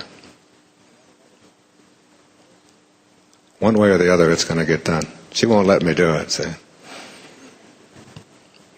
The people that are out there struggling are not the derelicts and the drunks that we all think they are. There are many, many divine souls out there who just a while back were just a paycheck away from having their own place. And in America, we've got to wake up to that and know what we're here for. She was able, through her intention, to bring her insurance payment to her through a stranger walking in the night. Now, what I'd like to say to you is that if you can imagine your life as like a boat, and your boat is heading in this direction, and while you're headed in this direction, you are standing back here at the stern of the boat. Now just try to get a picture of that. And as you look down into the water, what do you see when you look into the water with the boat heading in that direction? You see The wake, don't you? W-A-K-E, the wake. Now, 3 questions about the wake. Number 1, what is the wake? The wake is the trail that is left behind. That's what the wake is. Second question, what is driving the ship? What is making it go? The answer, the present moment energy that is being generated by the engine is making the boat go in this direction. The third and most important question for getting rid of the past and opening yourself up to higher awareness. Is it possible for the wake to drive the ship? In reality, the answer is no. The wake is the trail that is left behind. And it cannot make the boat of your life go in this direction. The only thing that makes your life go, no matter how much you convince yourself to the contrary, no matter how much you're convinced that it had something to do with your birth order, or it had to do with your mama or your papa, or the fact that you were an abandoned child, or the fact that your father was an alcoholic, or that your mother liked your sister better, and even if you don't have a sister, she wanted one, she would have liked her better. No matter how much you get yourself convinced of all of the stuff that is in your past is why your life is going in this direction, it is all an illusion. It cannot drive the ship of your life. And you have got to let go of that idea that somehow why you are the way you are and what the circumstances of your life are have something to do with that trail that is left behind. What is responsible for where you are in your life and where you are going in your life is the present moment energy that you are generating right now out of your consciousness. And where you place your attention is what you will manifest for yourself. And in reading the Kabbalah before going over to Marco Island to write Your Sacred Self, the thing that I got most out of the Kabbalah was this. It says in there that our purpose in being here on this planet is to move from one level to the next, from the physical level to the spiritual level. That's what we show up here for. That's what it means to be a spiritual being having a human experience. That we are here to move from one level to the next. And in order to be able to move from one level to the next, you must generate the energy to do so. Now, energy is a very key concept, and this is another one of those weird little things. But I suggest to you that you not only have a physical body, but you also have an energy body. And that energy body is with you, it's a double.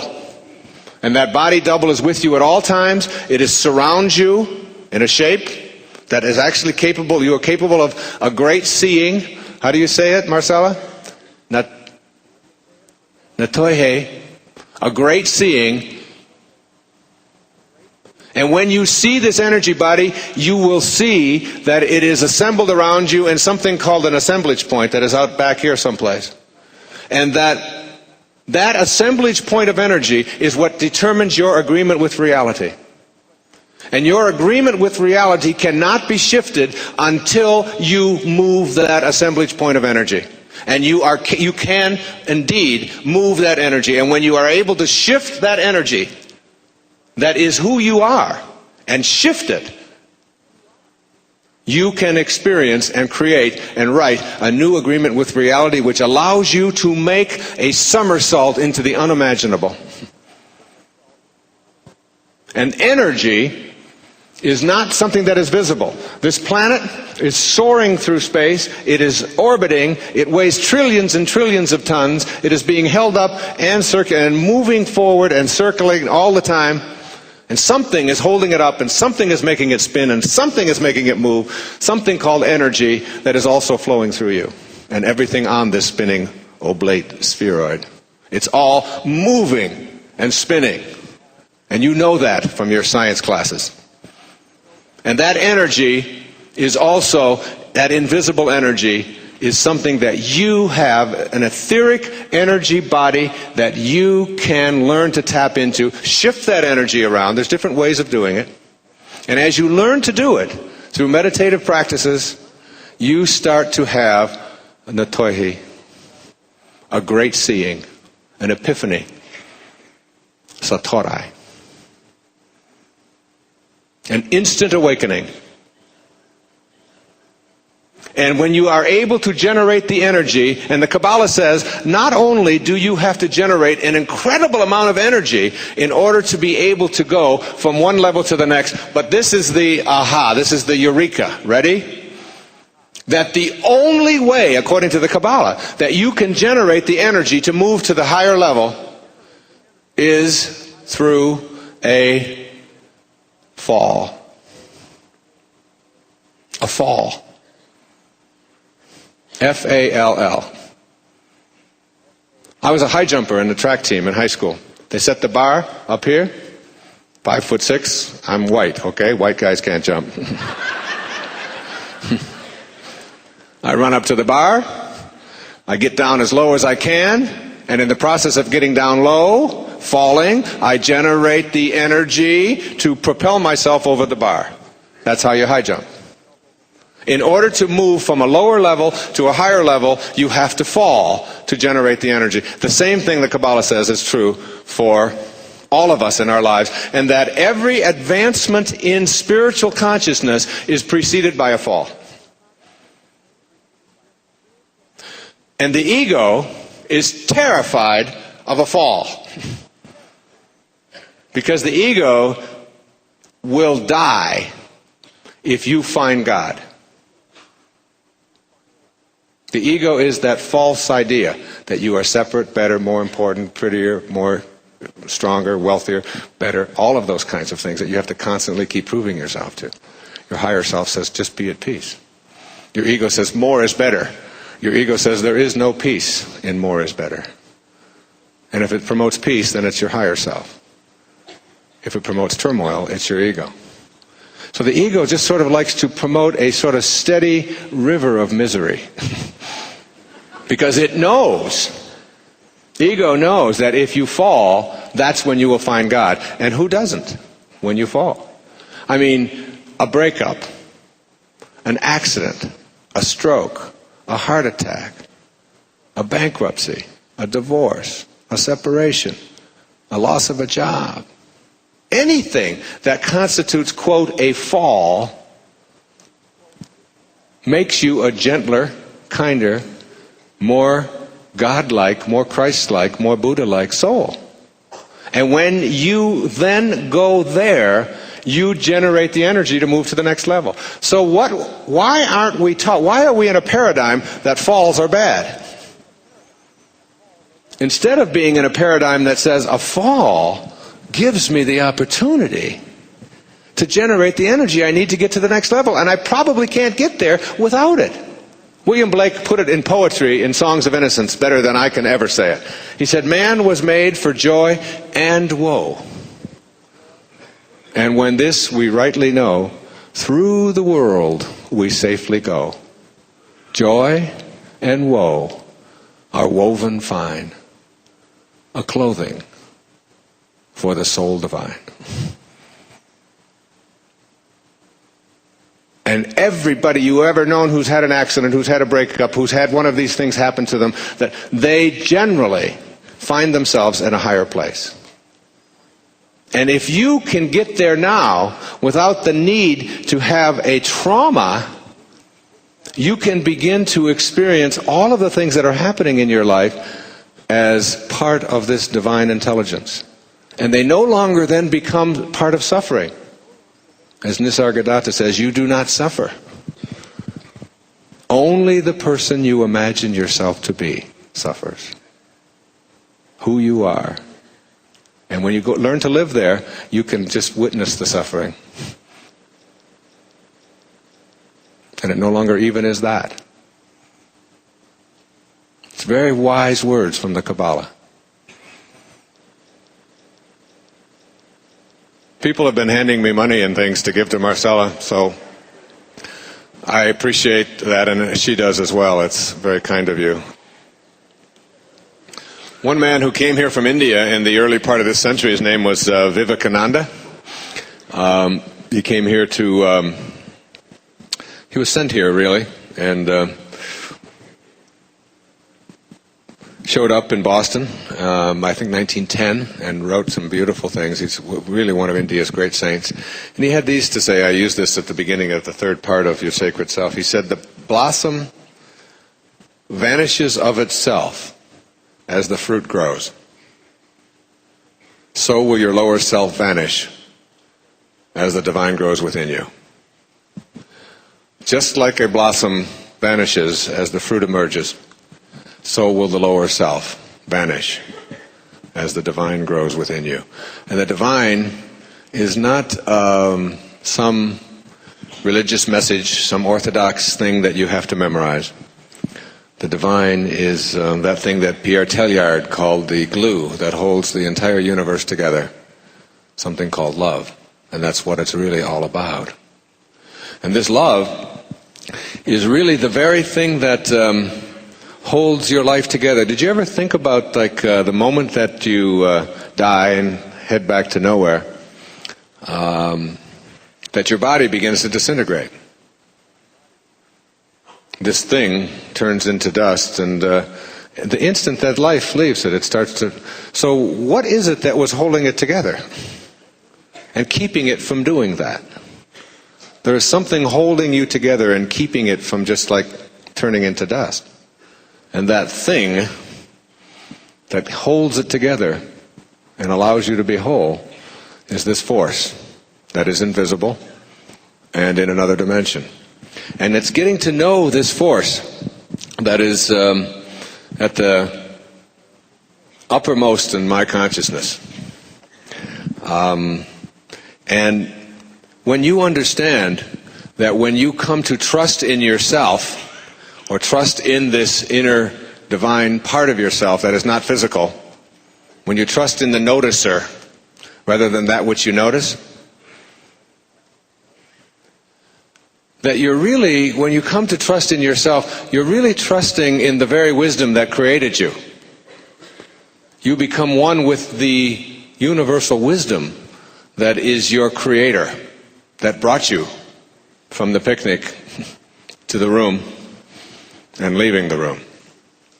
Now, what I want to talk about here in this last half hour or so is how to get out of this room while you're here. You see, most of us are living in a paradigm that says the only way out of the room of daily awareness is through death. So the door opens for a split second, and in you come at your conception, and you're here, and then one split second it opens and then closes again, and you die. And I would like to suggest that that somersault into the unimaginable, if you will, is really just opening this door. And I use this illustration. This is my key to my room at the hotel across the street. Imagine myself in a room, in a house. But the house has no electricity. It's dark. But there's electricity outside on the street. So I'm in the house, and I'm fumbling around, and I drop my key. And I notice that it's dark. So in my infinite wisdom, I say, only a fool would grope around in the dark looking for his key in the house. I'm going outside under the street light where it's light. And I'm going to look for my key. So I'm out here and I'm looking under the light, and I look for 20 minutes or so, and a friend comes along and says, "What are you doing, Wayne?" I say, "I lost my key." "Well, here, I'll help you find it." And we look again for another 15 minutes and can't find it. Finally, he says to me, "Wayne," he said, "What? Tell me," he said, "where did you drop your key?" I said, "Well, what's that got to do with anything?" I dropped my key in the house, but the electricity's off, it's dark in there, and I'm not going to look around in the dark for my key. I came out here under the light to look for it. You mean to tell me that you dropped your key in the house and you're looking for it out here? Yeah. And you snicker and you realize how absurd that is, don't you? And yet, isn't that exactly what we do when we have a problem that is located inside and we're looking for the solution out here in someone or something having to change in order for the problem to go away? See, what we have to learn to do is abandon the paradigm that other people or other things or other circumstances are responsible for our life, and instead know that we chose it. And we must learn to develop an inner candle flame that never flickers, though the worst goes before us. And that inner candle flame tells us in our logical mind that if I have a problem inside, then the solution has to be where the problem is. So I will stop looking out here for the solutions to anything that's going on in my life that isn't working, and begin to ask myself, how am I processing my world? And some of the things, when I was a younger father in my 20s and early 30s, my daughter Tracy, who was born in 1967, would be with me. And there was a series of albums that came out back in the 70s by a man whom I think is a great poet, a great musician. His name is Jackson Browne. And his early songs just touched me, seemed to just touch my soul. I used to play them over and over and over again with her in the car. And of course, she would always want to have something else playing. She used to say, get a life, I used to say back to her, get an afterlife,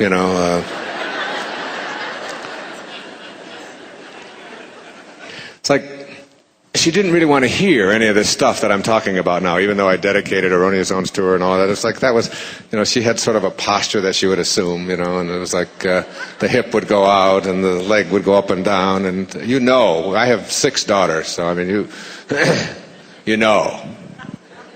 when you're just sort of intolerable. It's like when the hip goes out, and it does, it's a genetic thing. And when this leg starts going up and down very fast, you are lost as far as reaching them. And when the head goes back, and the eyes roll, and and the leg goes faster, it's like, Dad, enough with the positive stuff, and it's like, which is what she used to do to me all the time. I used to say to her, Tracy, honey, why don't you come to where I'm speaking? There's people actually pay to hear me speak. I can get you a seat right down front, Why don't you come tomorrow night? She'd say, one word. Why? So, this was sort of what I was dealing with, and I still do. I mean, I get nice ovations out here, but believe me, when I get home, I know my place, all right? And I used to play this one particular album, was called Late for the Sky. And in that album, there's a song called For a Dancer by Jackson Browne. And it really sort of summarizes this first and second key to higher awareness. And he just sort of postulates that most of us are dancers. And the lyrics to that song go like this. I'm not singing after Cecilia, I promise you that.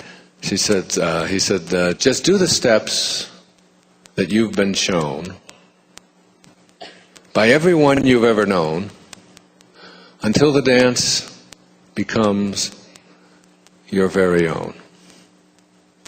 But in the end, there is one dance you'll do alone. And then later on in the song he says, go on ahead and throw some seeds of your own somewhere between the time you arrive and the time you go home. And those words really are very powerful for us, because most of us are just that. Even though we don't like to admit it, we are dancers. We're not choreographers, we're dancers. We're doing the steps that we've been shown by everyone we've ever known until the dance has become our very own. But the noticer knows that in the end, there is one dance will do alone. But most of us are terrified of that. And so rather than leave and stop being a dancer, we just continue doing those steps. And we just sort of follow what we have been handed. And some of the things that we've been handed are that other people are responsible for our lives, that your talent is handed to you and it's dispersed in certain amounts, and there's certain things that you can do and certain things that you cannot do. We've been taught that more is better and that we should chase after things while our higher self is always saying just be peaceful. We've been taught that the petty tyrants who show up in our lives are people that we should ignore and we should hate. I want to tell you something. The most influential person in my life was the most tyrannical. The man who abandoned me when I was just a few months old, who put my mother in a hospital on several occasions with his beatings, who spent 5 years in prison for stealing from the blind, selling their things and keeping the money, who walked away from a family of 3 boys during a depression, never paid a cent in child support and stole from everyone he came around, who required me to go into an orphanage for the first 10 years of my life and never showed up once to even say hello or I'm your father, who then visited that same abuse on 5 additional women and died in New Orleans in 1964 of cirrhosis of the liver as a pauper and had his body shipped to Biloxi, Mississippi. It was my father. This petty tyrant who showed up in my life was someone that I had grown up and been taught to hate. But when I found myself at his grave in 1974, just a few months before I wrote Erroneous Zones, I had a transformational epiphany, a natohi, a great awakening, a great seeing, when I was able to forgive my father. And in the process of forgiving my father, I was introduced to enlightenment and was able to get my life on purpose once and for all. At the time, I was overweight, I was drinking, I was not doing the things I wanted to do, I was in a bad relationship, I had no sense of any sense of morality that I have today. For me, I thought that monogamy was just a hard wood.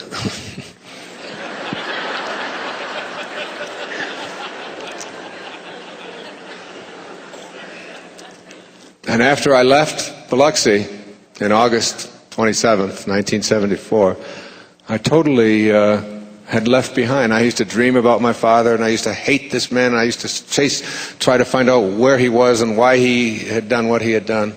And when I went to his grave and stood there for 3 hours, and I've talked about this in some of my tapes, and I wrote about it, and you'll see it when you believe it. I don't have time tonight to tell the whole mystical story of how I got there. It was a miracle.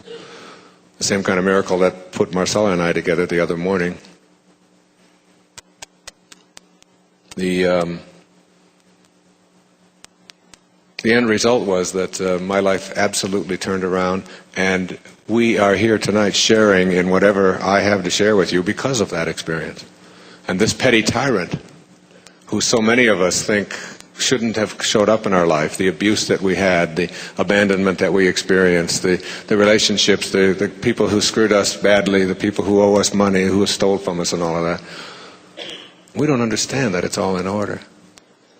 In reading Betty Eadie's book, Embraced by the Light, where she talked about a man who had decided in nowhere to come here and just simply sit as a beggar, a homeless beggar on a street corner, just for the purpose of having this one man experience a sense of compassion in his life. And he said, yes, I'll sign up for that. I'll come here. Whether it's true or not is not even the point, any more than when I was in New Orleans last weekend walking amongst the homeless and talking to a young girl named Celie from Olympia who was 16 years old and had been on the street for 4 years.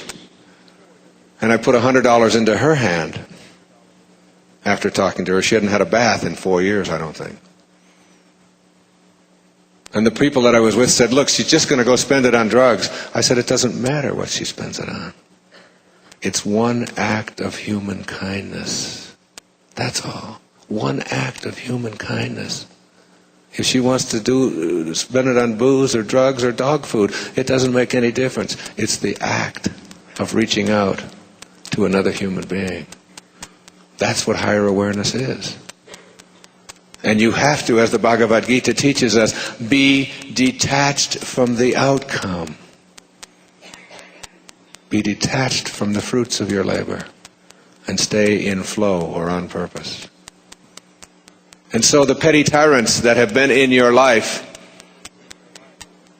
are falls. Just like World War II and the Holocaust was a fall. And hopefully, not hopefully, assuredly, as a people, collectively, a war teaches us how to resolve disputes in a different way. And all of the stuff that you see going on out there, judging it is not important. In fact, when you judge another person or judge something else, you don't define it. You define yourself as someone who needs to judge. You can't define me by calling me a jerk or a fool. You only define yourself. All of that judgment about it. It's like when they asked Mother Teresa, will you march against the war in Vietnam back in 1967? She said, no, I won't. But if you have a march for peace, I'll be there. You get attached to what you are for, and you keep yourself focused on that rather than all the hatred. That's why I ask you to turn off the OJ trial. To turn your attention away from the stuff that sends out the kind of energy. You know, they say that when Christ would go into a village, just his presence in the village would raise the consciousness of those around him. Just his presence in the village. Just the presence of Mother Teresa in a room, this 4'10", wizened little old lady who ministers to the poor in Calcutta and describes it as doing the work of Jesus in all of his distressing disguises. Seeing Jesus in all of his distressing disguises is how she described it. That kind of consciousness permeates out. And we can have that when we shift our attention away from what is wrong and the hatred in the world. I mean, I get asked that question over and over again, yes, but what about this? And yes, but what about that? I say, I send out loving energy to every person I see on the street. I don't care what they look like. It doesn't make any difference whether they're clerks or whether they're waiters or whether they're people who walk by and smell bad or whatever. I look at them and I see the unfolding of God in every one of them. That is my challenge. To be able to do that and send it. And when you do, you impact not just that person and yourself, but the whole consciousness of the world. And quantum physics, which I don't have time to go into tonight, I talk about in a couple of my books. As a matter of fact, I do want to say that I've talked to Louise Hay and to Deepak and Marianne and others about some of these kinds of things. And we're going to put out a newsletter on these kinds of issues and how they can be changed and what you can and where talks like this are going to be attended. And if you'd like to be on that mailing list, which will cost you nothing, just leave your name and address up on this stage before you leave in some way. And I'll put them all in a basket and put it into their Hay House computer, and you'll be on their list sending you that information. If you don't want it, toss it. So, the things that we've been taught by everyone we've ever known, you must have goals, petty tyrants are bad, more is better, my circumstances created my life, all of these kinds of things are things that we have to transcend.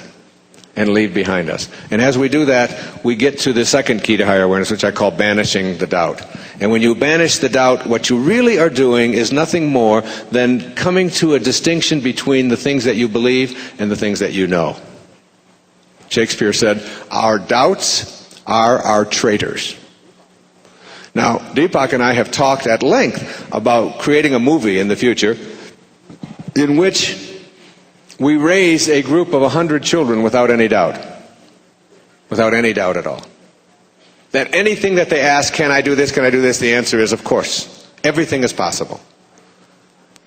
I, one time in Asia, down in Bali, met a tribesman who was what they call a cloud maker.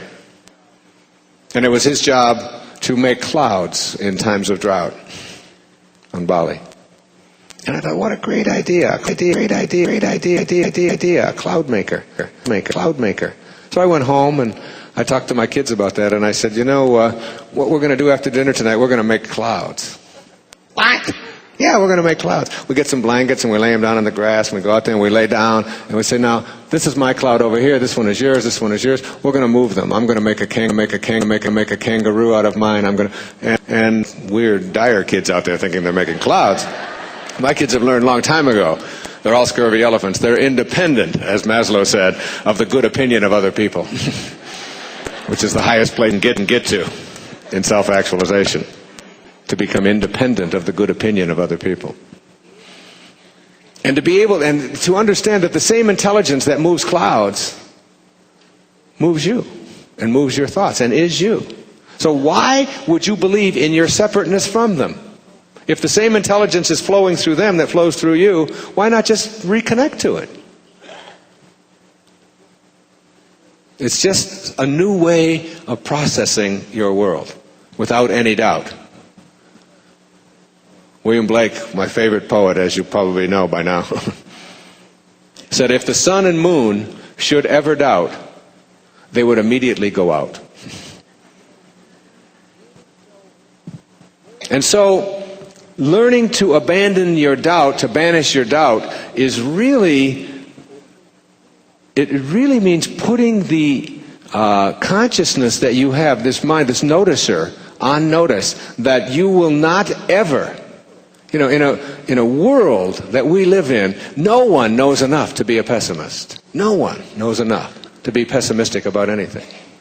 The idea that there are things that we can't do or can't accomplish when this divine intelligence is limitless and without boundaries and is who we are is just one of those absurd notions that tells us that it is our lower identities that who we are, this body, rather than that which is noticing and watching it and living in it and is ageless and timeless and formless.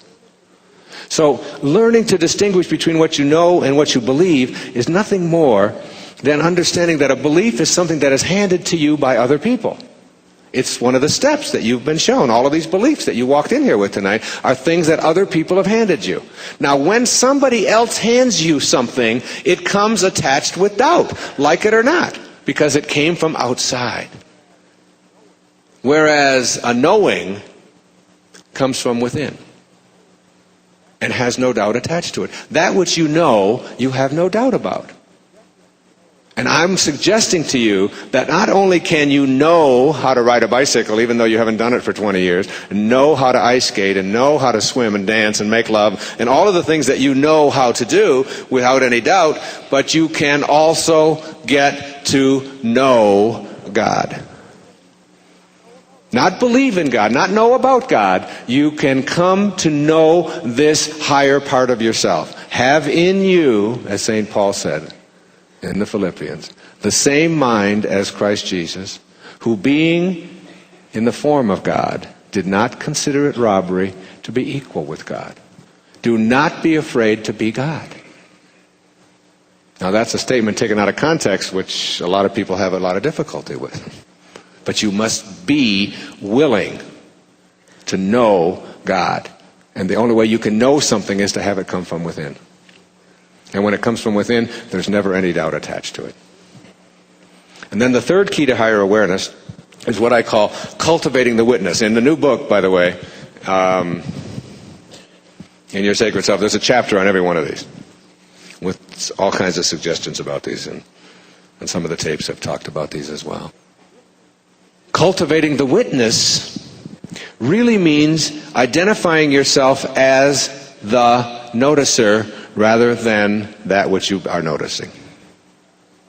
You detach yourself from here, you leave it, and you become the watcher. My spiritual teacher is a man named Nisargadatta Maharaj, who wrote a powerful book, who had a book written about him called I Am That, which was a collection of his dialogues. He passed on in 1984. And he lived in Bombay. And Nisargadatta said that if you carry I Am That with you, the siddhis, the powers will be granted to you. And so I carry this with me, and I read from it, and there's 503 pages, and it's something that I read from almost every day. I've quoted it extensively in my new writing. And a woman came to Nisargadatta, who had given up all of his worldly possessions, who was a school teacher from England, who had cancer, and she was pleading with him to listen to her case. And she got very impatient with him and said to him, I have so many problems. And he said, you do not have any problems. And she said, how can you say that? He said, because your body has problems, but you don't have any problems. And she said, but I suffer. And as you heard me say earlier, he said, you do not suffer. Only the person you imagine yourself to be suffers. And then he gave what I consider the most powerful affirmation I've ever heard, which is I use every day. I have it written in my car and on the mirror where I shave in the morning. She said to him, you mean to tell me that you don't have any problems and you don't suffer? And he said to her, ma'am, he said, in my world, nothing ever goes wrong. Now there's an affirmation. In my world, nothing ever goes wrong. I don't live in the world of the body and the ego. I live in the world of the spirit. And I am the witness to all of the rest of this. And I'm not attached to the outcome. I had a patient coming to me when I was a therapist years ago in New York, out on the island, when I was teaching at the university. And her name is Noreen. And Noreen was a chronic depressive, and she came to me depressed and was told that this was a guy who wasn't going to sit around and be your friend, and you weren't going to purchase a friend. We're going to see about changing things, or we're not going to be in therapy together. And she said, I asked her, I said, how long have you been depressed? And she said, I've been depressed for years and years. I said, is there any ever time when you are not depressed? She said, I am always depressed. So I was looking for an entry point. I said, is there any organ in your body, perhaps? Any part of your body that isn't depressed? She said, every organ in my body is depressed. I said, well, let's look at your dreams. When you sleep at night, she said, I go to bed depressed, I take Prozac, I wake up depressed, I eat depressed. There is no part of me that is not depressed. She was really into her depression. And she was. I mean, she looked it and acted it, and she wasn't kidding, and it was serious. I don't make light of it. And I said to her, Noreen, I asked her the key question. I said, tell me, I said, have you been noticing your depression more lately? And she said, yes, I have. That's why I've come to you, because the other therapy hasn't worked, and I really thought maybe you could offer me some hope. So I said, so you have been noticing it more lately? She said, yes. I said, well, then tell me, is the noticer depressed? And she was stumped. And that's where we began, with the noticer, who cannot be depressed. The noticer just is the compassionate witness. That's where you have to go in your life. You want to rid yourself of pain? You want to rid yourself of struggle, of suffering? You begin to observe it and not attach yourself to it. You watch your body do what it has to do. I'm doing it right. Rent Wayne Dyer. I am watching it all. And you can see it As you become the compassionate witness and you understand quantum mechanics, you begin to see that where you place your attention, the observer, that which you observe, and keep on observing, that's what you begin to manifest. And the physical world becomes a reflection of how you witness. The observer himself or herself literally affects the outcome. And you can truly learn to manifest and control your coincidences, like us meeting, like my former department head showing up, like all of you who've had these kinds of things happen to you in your life. You can begin through the process of witnessing to see it begin to manifest. If you abandon the doubt, if you erase the past, if you get rid of all the labels, you have got to let go of your Italianness, your Jewishness, your maleness, your conservativeness, your Arizonanness, your blackness, your whiteness, your oldness, your youngness. You are none of those things. You are a spiritual being, divine and eternal. And all the emphasis that you place on this physical world and the physical things that divide us will keep you back in the ego.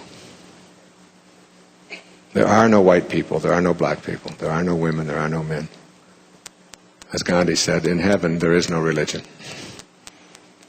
There's nothing to divide any of us. When you see yourself as the witness, you eliminate all of those things.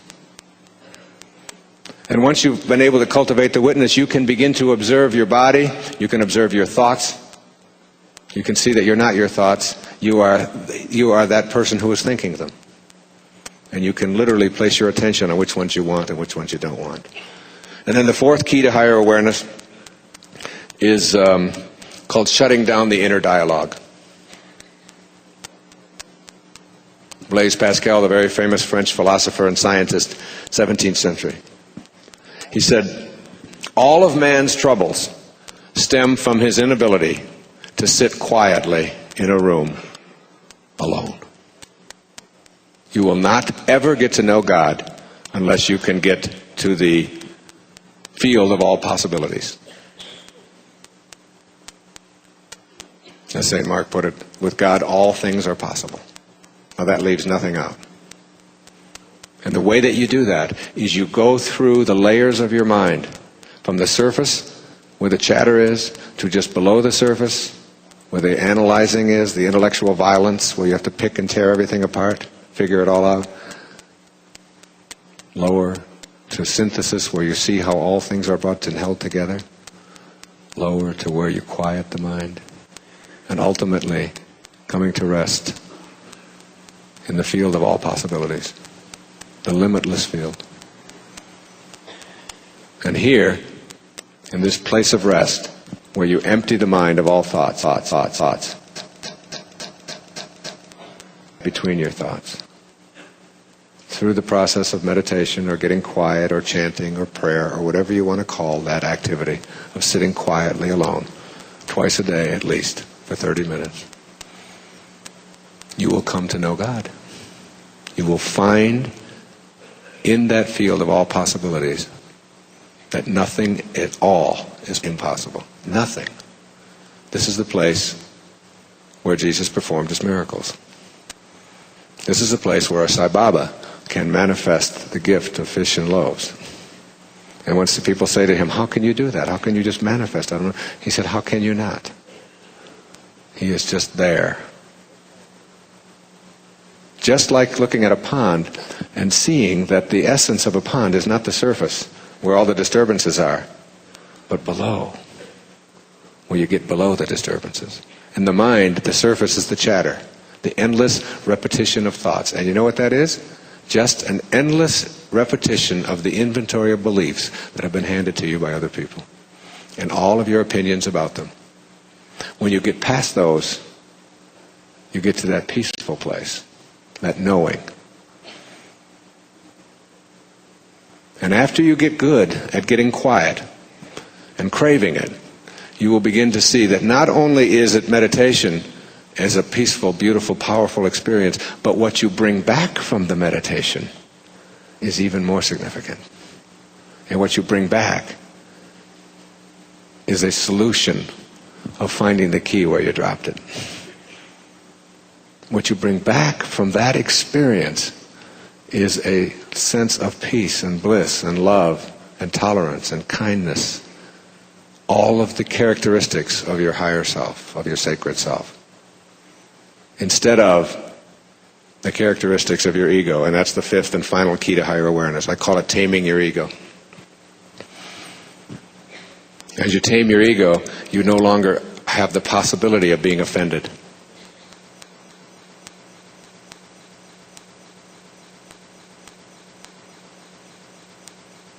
Absorbed. You have made the decision to be free. You are allowing, just like that blossom vanishes, you are allowing the lower self, the lower identity,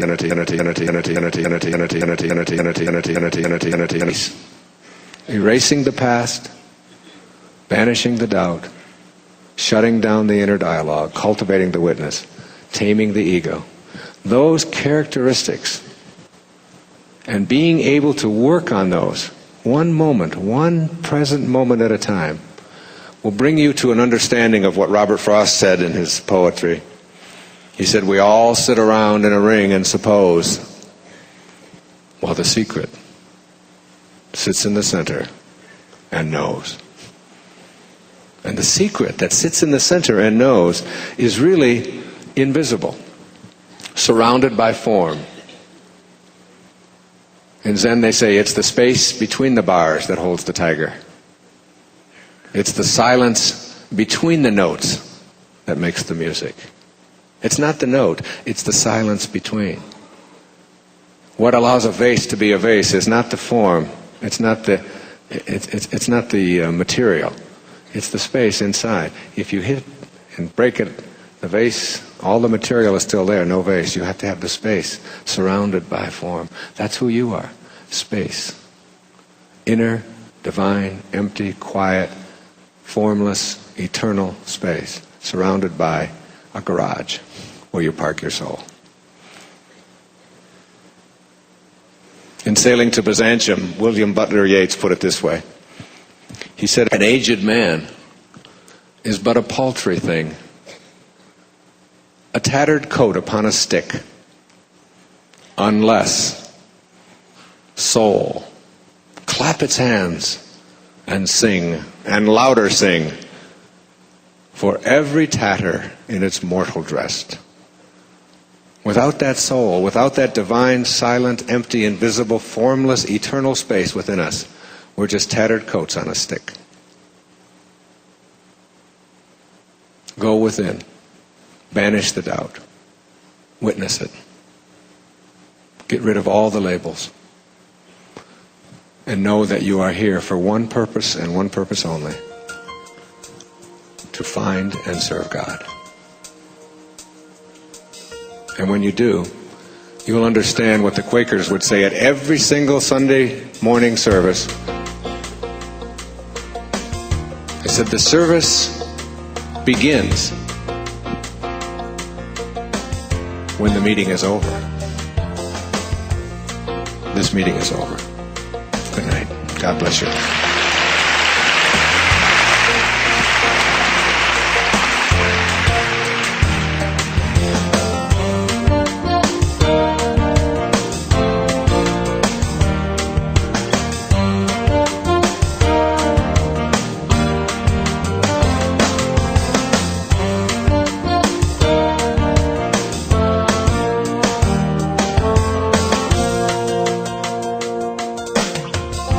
This has been a Hay House audio production. If you would like a free catalog of books and videos offered by Hay House, please call us at 1-800-654-5126 or visit www.hayhouse.com.